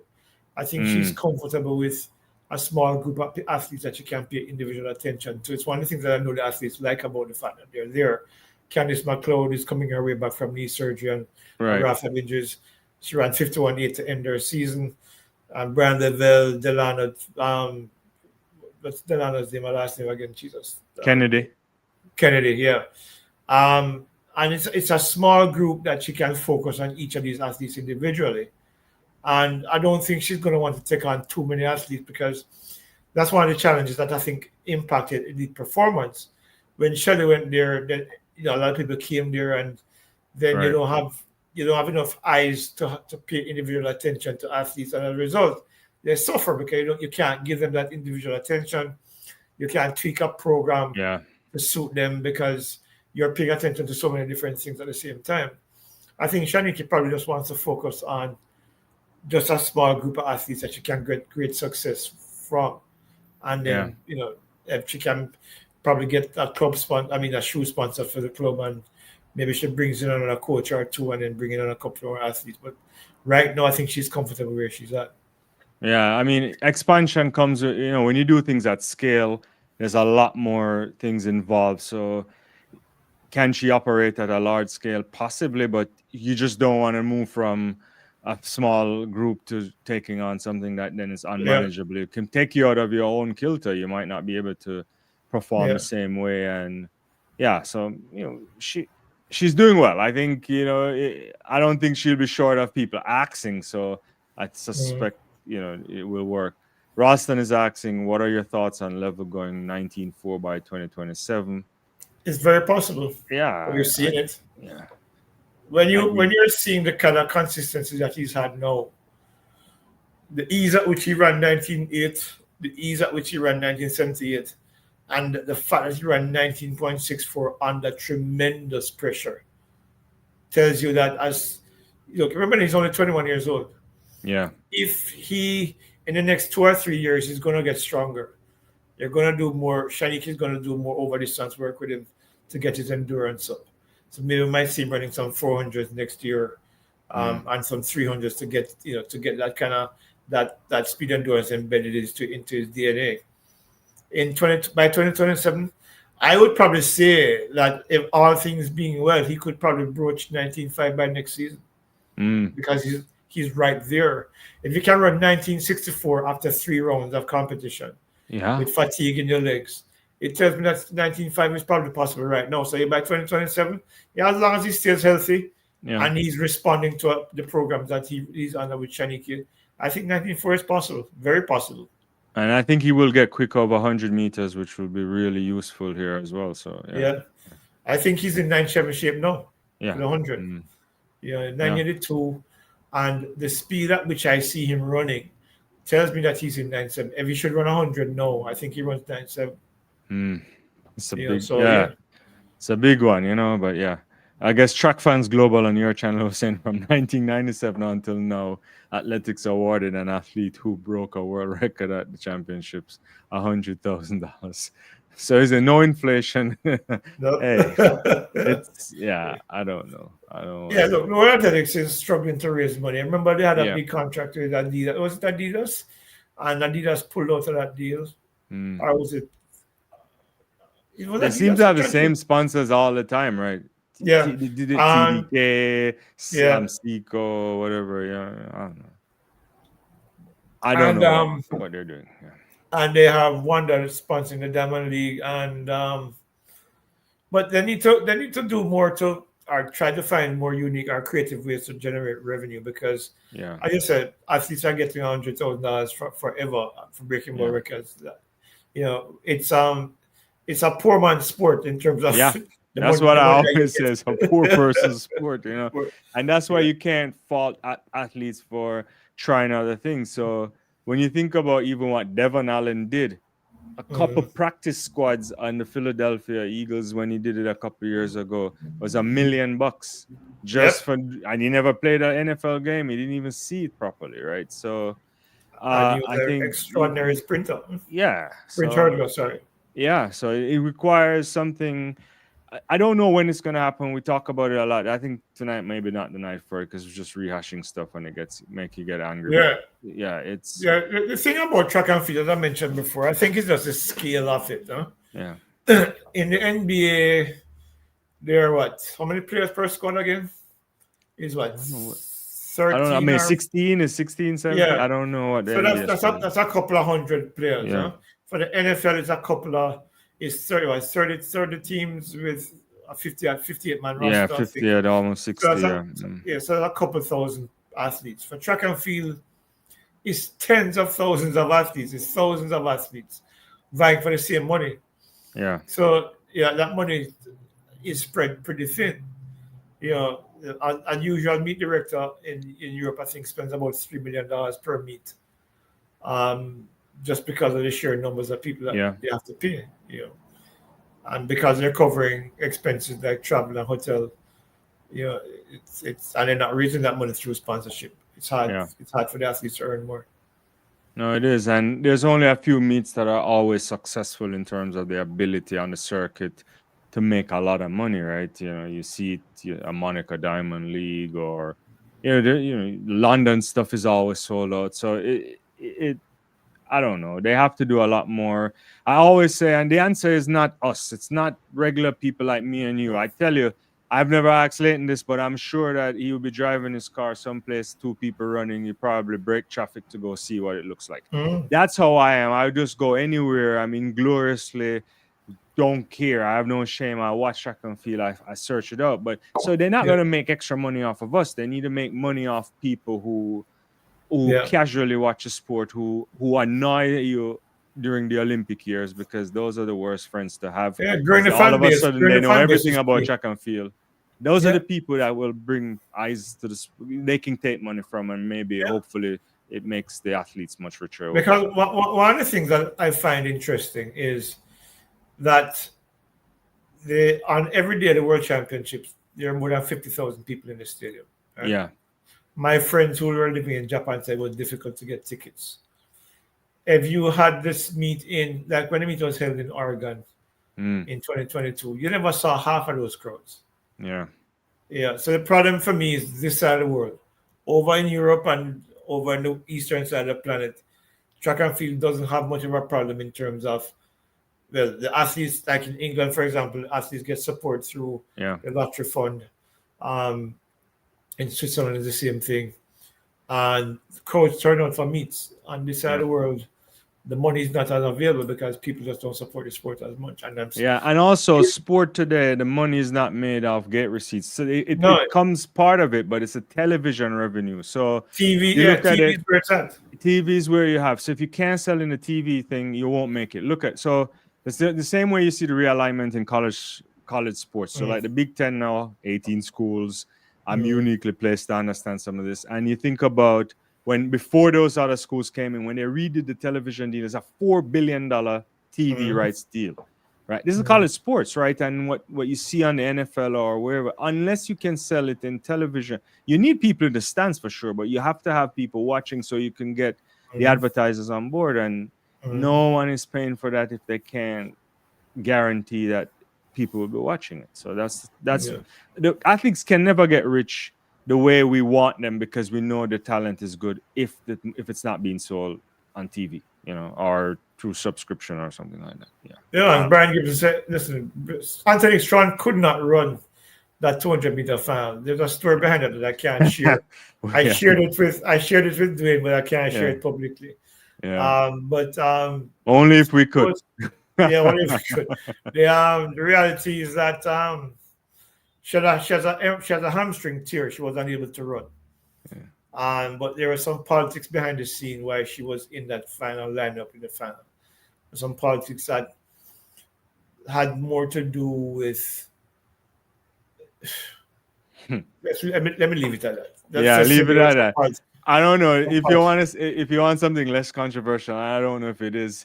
Gary's asking, is it possible to shed some light on the relay saga with Level?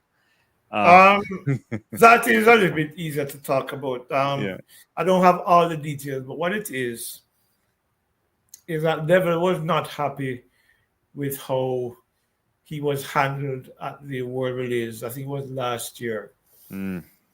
Partly to do with the fact that he was part of the 4x1 squad and he was kicked over to the mixed relay squad unceremoniously, and he felt that our word is that he felt like he was being disrespected by the coaches on the relay squad, and he vowed then that he was not going to run for the Jamaican 4x1 team ever again.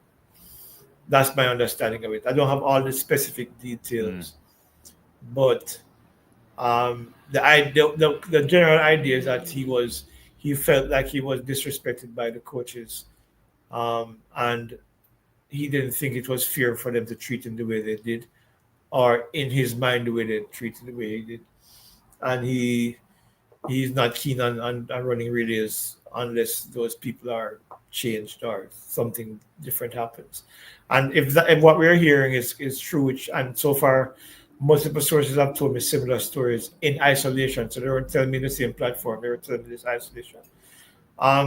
It's not an opportunity again for the J3s to have sat down with him maybe offer an apology, maybe offer them an idea that, hey, you are very important to us, so please reconsider. We will ensure that whatever it is that you perceive to happen to you won't happen again. Maybe they could have ameliorated the situation long before now. But again, they don't function like a professional organization. And that's what I've always said. It's like it's either our way or the highway. And when I talk, people get vexed and upset. But these are the things I talk about. It's just simple things. Sit down, round the table with the athlete and his representatives. Have a professional, cordial conversation about how is it that, well, first of all, to identify the issue and then discuss how we get around it and get everybody back on the same page. But those conversations are never held. Yeah, and it makes me wonder why. Because if I'm the president of the J3s and one of my fastest athletes said, "I'm not running for me again," I just go simply and say, "Yo, we need to sit down and talk." It doesn't take much. Pick up the phone. Can you come to the office, or where can we meet? Maybe over lunch, and we talk about what is it that rankles you, and how can we fix it. Any professional sport that you're in, the people who run the sport understand the value and the importance of the athletes themselves, because they are the people want to see. They don't want to see you. So the athletes are your lifeblood. Treat them as such. And if you do that and the athlete decides, well, they're still not doing it, but it's on them. It's not on you anymore, because at least you tried. But don't not do it and then wonder why. The athletes are people that need to feel. Look, athletes, especially elite athletes across the world, need to feel like they're needed. They need to feel like they're loved. They need to feel like they have value. And if they don't feel that, then they're going to go somewhere where they feel it. It's like a man and girlfriend. If a man beat up his girlfriend every day and him mistreat her and him run out of the house and tell her that she an idiot and something, and she finally come out the road who said, "Boy, baby, you're a special thing." What do you think you're going to do? She's going to cut. It's the same thing. Yeah. I don't know. We hope that they'll sort that out, but Leighton has been around a long time. He has less high hopes for organizational reform, but you definitely need organizational reform at some point, because it's not like we have a million athletes out there, so you can. And even if you did, you don't want to treat people in those kind of way, and it seems simple. But anyway, Leighton, it's been a long evening. I don't know if anytime we get together, we kick a lot of time. Thanks everybody for showing up. I see a lot of people come over in your channel. If we didn't get to your comments, it's not by design. It just happens that way. And Leighton and I, we're happy to be here. Don't forget to subscribe to the channels. We'll run the banners again. I'm sure most of you are subscribed to Leighton's channel. He just crossed 3,000, so that's a big deal. He's on his way to a big number soon. Yeah. I'm watching a 10,000 crossover. It's not coming yet, but hopefully it will come soon as well. All right, Leighton, we'll talk again. I don't know when we'll do this, but we'll also have to talk some other sports soon. Cricket, football, everything. Yeah. The World Cup qualifiers resume next month, so I guess we can talk about those again. So, well, I don't know. I don't. Unlike you, I don't like to watch poor football, but I don't want to get in trouble. I want to actually lead football. So, yeah. I just hope that Jamaica can get back to the World Cup. It's been a long overdue. 98 is a long time. Yeah. So. But we'll see. But hopefully, we I can have to watch soon. Sport Club football because I support Manchester United. So I don't know if I can do it for everything. So, yeah, you're a long sufferer, but you haven't suffered as long as I have for 30 years. Yeah, I know. I don't quite know what it is from Bob Paisley to Klopp. So it's a long time. Right? It was Paisley then Klopp, right? No, it was man. Paisley came long before Klopp. No, I mean from the last time Liverpool won a title. Oh yeah, it was from so it's a stretch from Bob Paisley. Yeah. That's a long time. Long time, 30 years. I remember when The last time Liverpool won the title before 2019, 2020 was when I was finishing up cast. Yeah, That was so it wasn't even Premier 1989. League then, you know, No, old it first was, division. Yeah, yeah, it was first division. So yeah, yeah, it's been a long time. yeah, Yeah, but sure. it's what it is. But good night, guys. Thanks again for Yeah, joining us. And of course, we'll try. What I always say, Dwayne, is that as long as I'm available, yeah. we can do We on the do show. this. Yeah, Because, yeah, yeah, yeah. yeah, I like these chats, and I think we'll get a chance to engage a lot of other people who want to know stuff. I don't know everything. I Yeah. try to get information to help people to understand what's going on with the sport, and it's part of what I do for on a daily basis anyway. So it's fun always talking about one of my favorite sports. Yeah, for sure. All right. You guys take care. We'll see you guys soon. Peace. Bye bye. Cool.